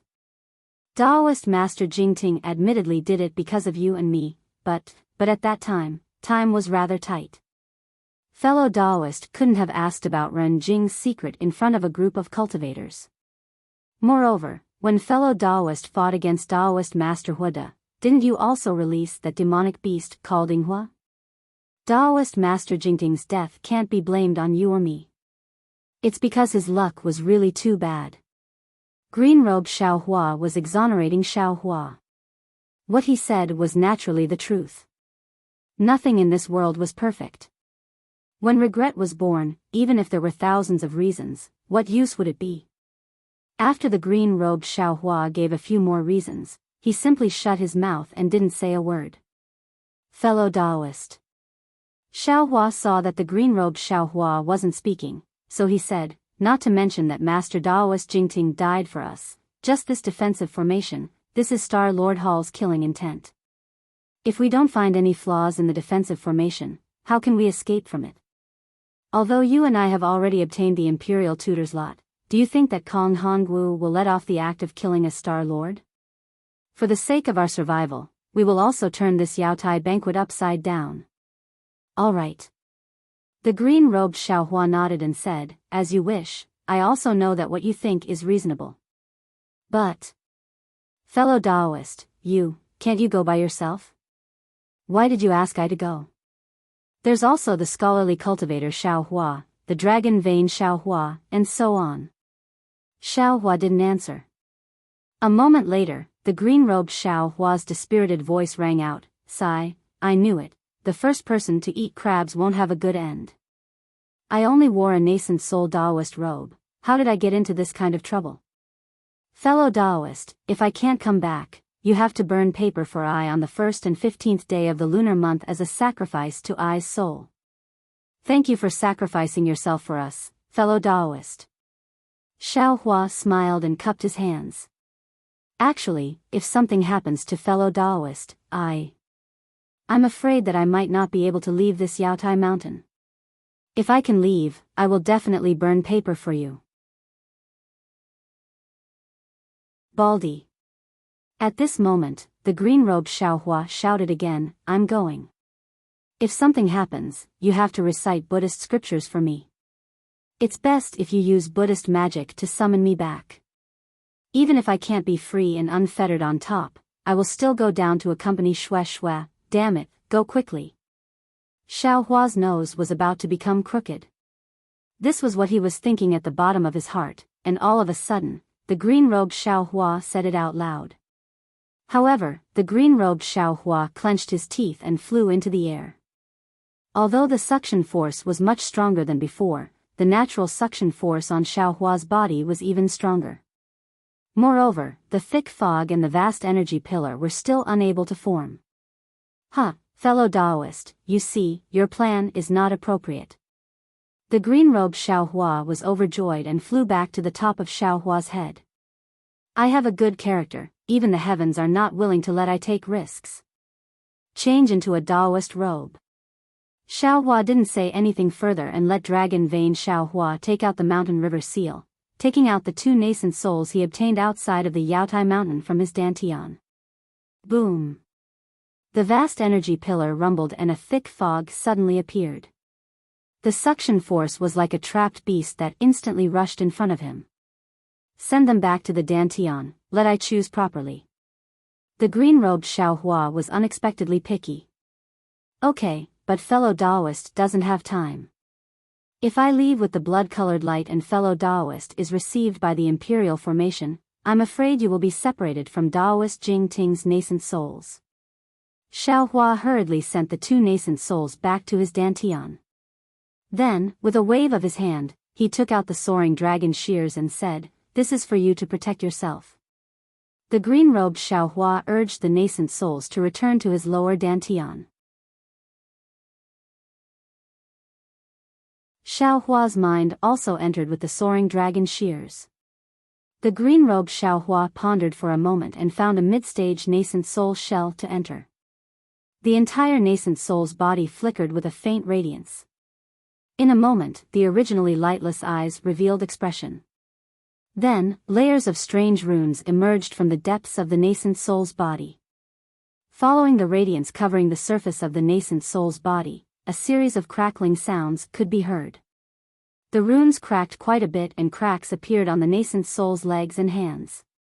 The green-robed Xiao Hua said helplessly, "Alas, this Daoist robe doesn't fit.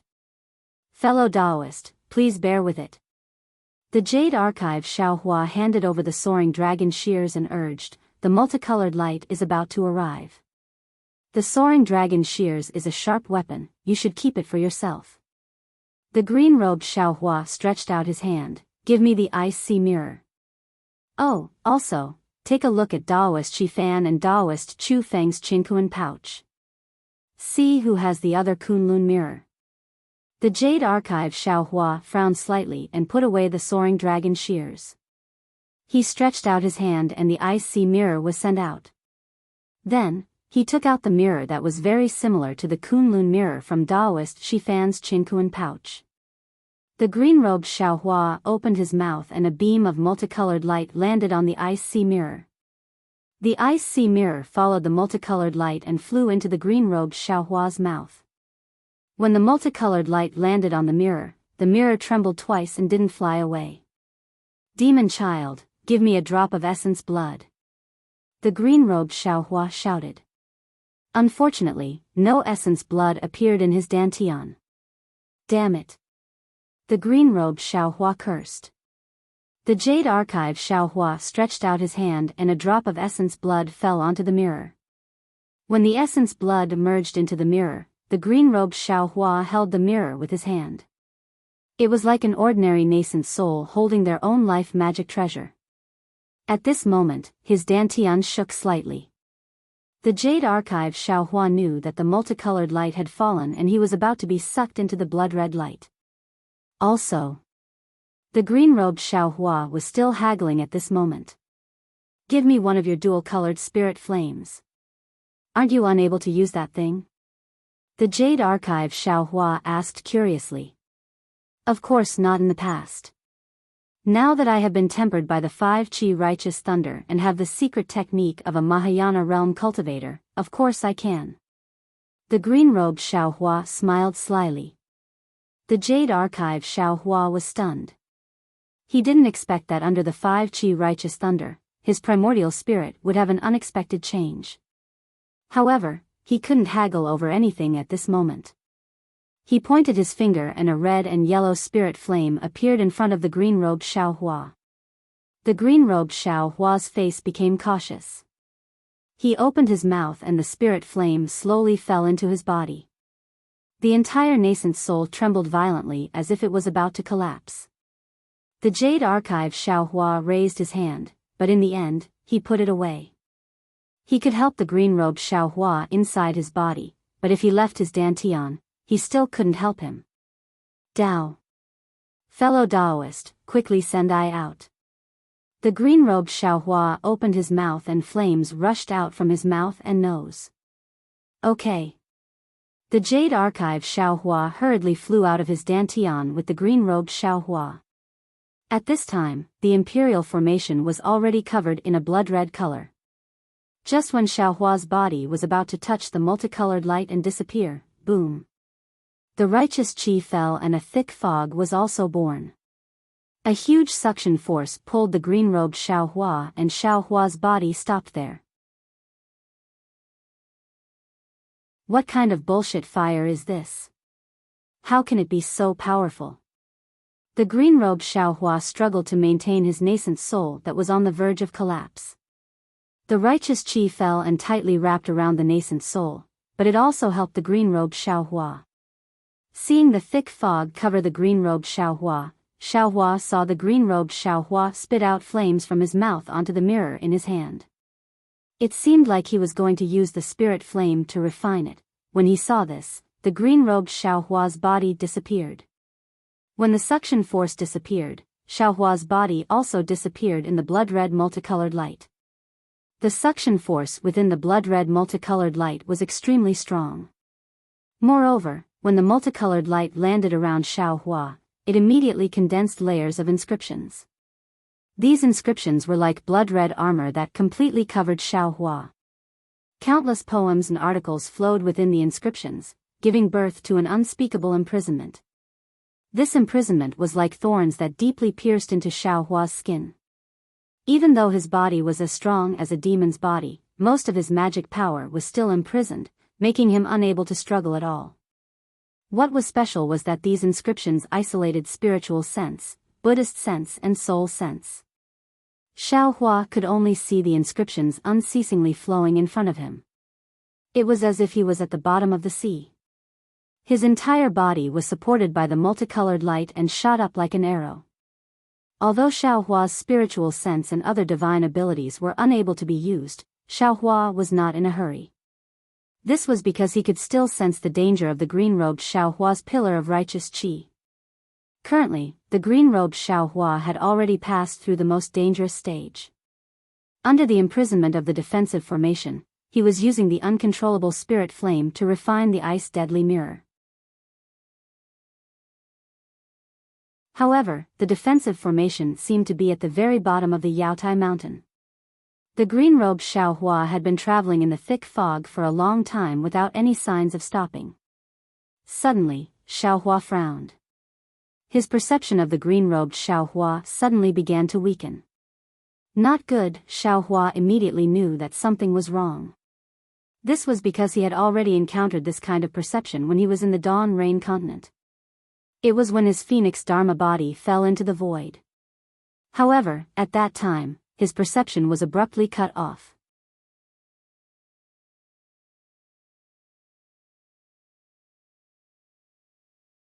Chapter 36-24.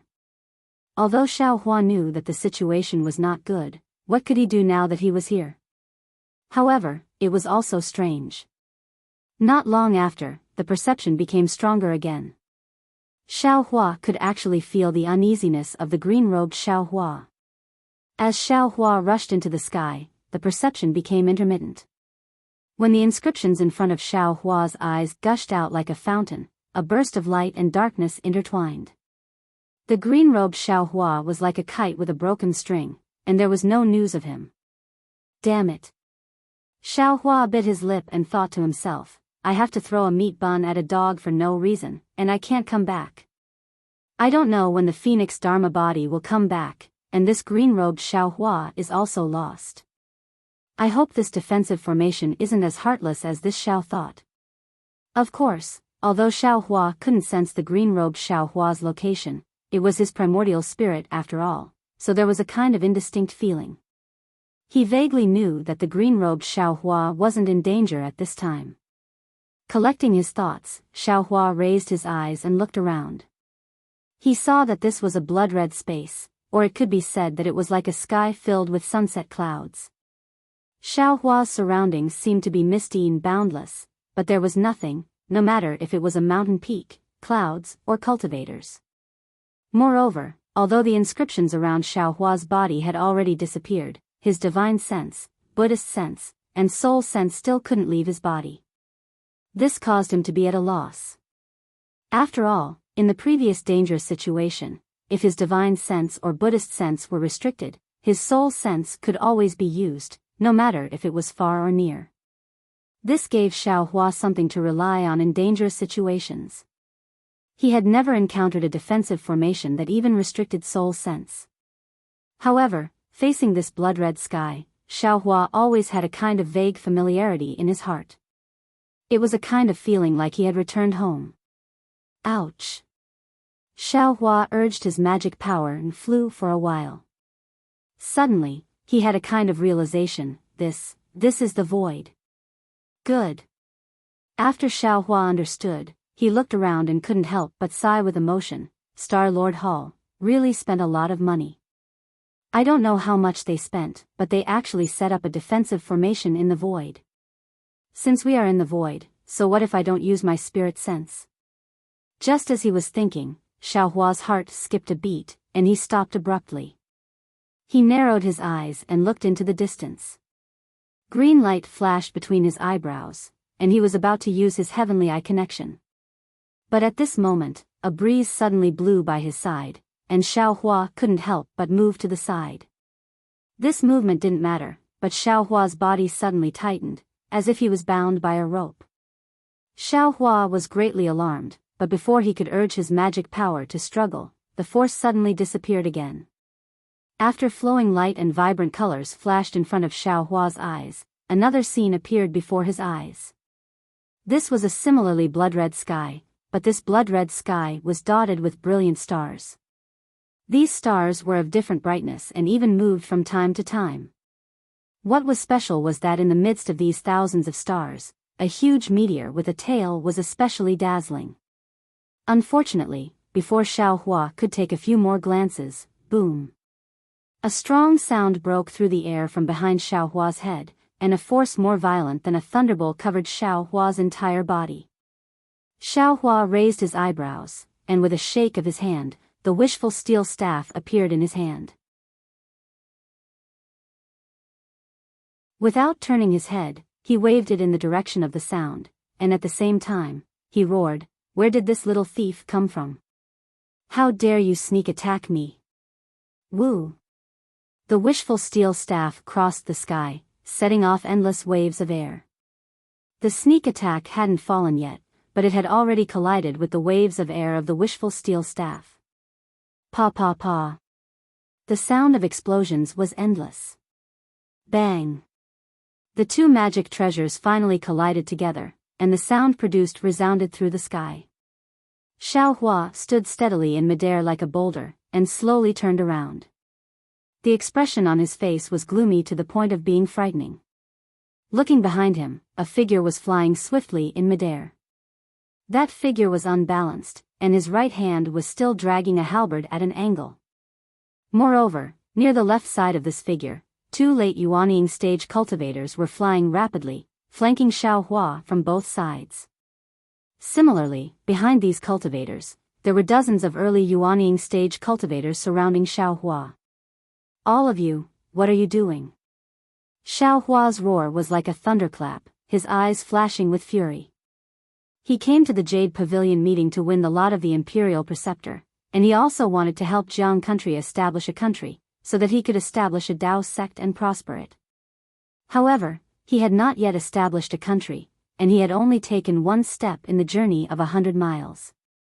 Not only did he encounter the obstruction of many Confucian cultivators, but he was also schemed against by the Dao sect cultivators. He was not afraid of the Confucian cultivators, after all, they were enemies, but the Dao sect cultivators frequently plotted against him, which really made Xiao Hua's heart cold. Now that he saw dozens of Yuanying stage cultivators not killing the Confucian cultivators, but besieged by others to besiege him, Xiao Hua suddenly felt his blood turn cold. He reflected on it a little. He didn't know if his previous thoughts were correct, and he didn't know if everything he planned for the Dao sect was worth it. People, maybe it's better to be selfish. There is a saying that one must first settle the internal affairs. There is indeed some truth. Under Xiao Hua's roar, naturally no one would answer. Xiao Hua narrowed his eyes, just like that day in the Black Wind Ridge.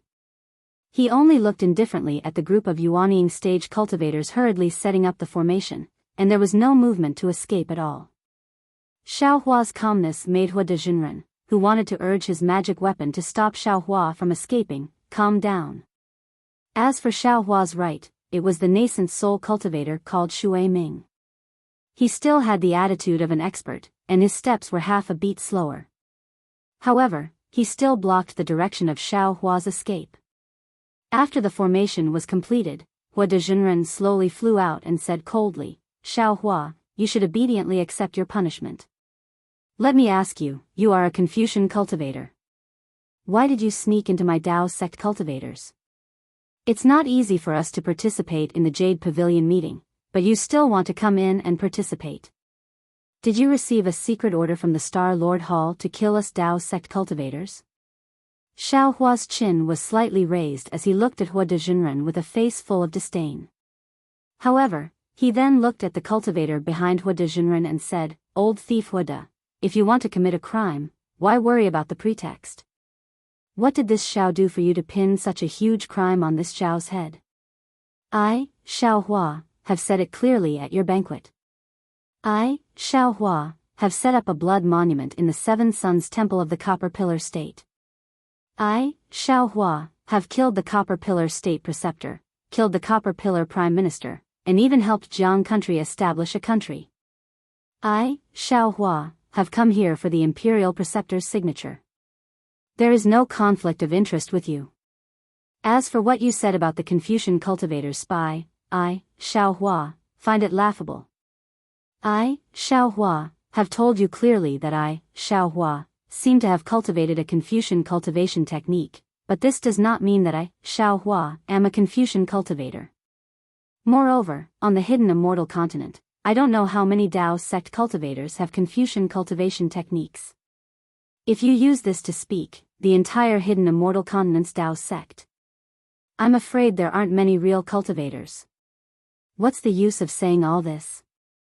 Hua Dezhinren sneered, "No one will admit it at this time. Seeing how sincere you are, you must have worked hard in the Copper Pillar State.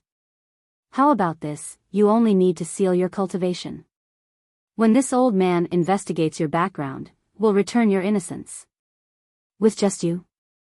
Xiao Hua's face revealed an incomparable sneer. Alas.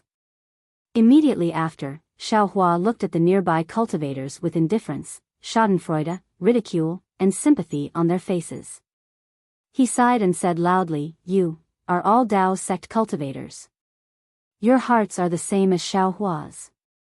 Xiaohua knows that you are forced by the situation and have no choice but to submit to power. Now, Xiaohua will give you all a chance." Speaking up to here, Xiaohua paused for a moment and said slowly, "Now, if you all leave, this old man will not bicker with you all. If this old man counts to 10 and you all are still here, then, don't blame this old man for being ruthless." After waiting for a moment, Xiaohua opened his mouth and said, 10, ha ha ha. Not only Hua Dezhenren laughed, but the black-armored cultivator next to him also raised his head and laughed. He pointed the long halberd in his hand and said, "Fellow cultivator Hua De, now this old man really believes what you said. This kid is really arrogant. The matter of the Seven Sons Temple setting up the blood steel seems to be true. Only such an arrogant person can do such a thing."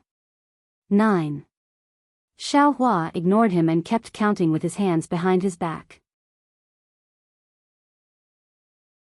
Fellow cultivator Ao is wrong.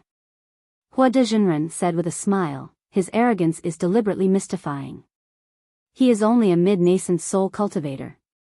How dare he set up a blood steel in the country of Confucian cultivators? Any normal Dao sect cultivator can't do such a thing that Confucian cultivators are afraid of. Who would be so reckless as to cause trouble for themselves? Other than trying to cover up and attract our attention and treat him as a real Dao sect cultivator, this old man can't think of any other possibility. Is this guy stalling?" The cultivator surnamed Ao frowned and looked at Hua Dezhenren. Hua Dezhenren pretended to think, looked up and down, and shook his head slightly. "This old man doesn't think so. If he is stalling, then he is waiting for the Star Lord Palace's help. But if the Star Lord Palace makes a move, he will be useless." 8. Xiaohua still said. Hua Dezhenren looked up and said, "Shui Mingzi, what do you think?" Shui Mingzi waved his horsetail whisk in the air and said with a smile, "Don't ask this old man. You and Ao Zhantian can decide." 7. Forget it. Ao Zhantian put away the halberd in his hand and said coldly, "This old man was going to make a move. Then, this old man will see what this guy is going to do." Among the fellow Taoists near this old man, how many of them are wavering? 6. This old man thinks so too. Hua Dezhenren also looked to the left. The nascent soul cultivators who met his gaze all lowered their heads, not daring to look him in the eye. These cultivators didn't do that under Xiaohua's gaze. Clearly, in the face of power, the so-called conscience was worthless. 5, 4, 3, in the air, only Xiaohua's voice could be heard. Everyone was waiting there quietly. It was as if they were watching a joke, and also as if they were waiting for the verdict. 2.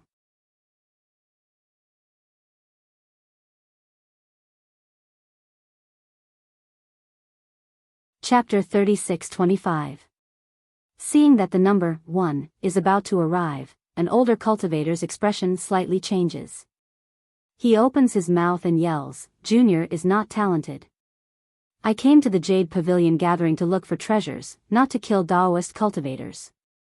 Regardless of whether Xiaohua is a Daoist cultivator or not, it has nothing to do with Junior." With that, the cultivator hurriedly flies several feet away, trying to break out of the encirclement. "Damn it!" Hua Dezhenren roars, "Xiong Yi, you dare to embarrass me?" With that, Hua Dezhenren waves his hand. A fire shuttle of several inches in size falls in the air, turning into a stream of light and stabs at the cultivator.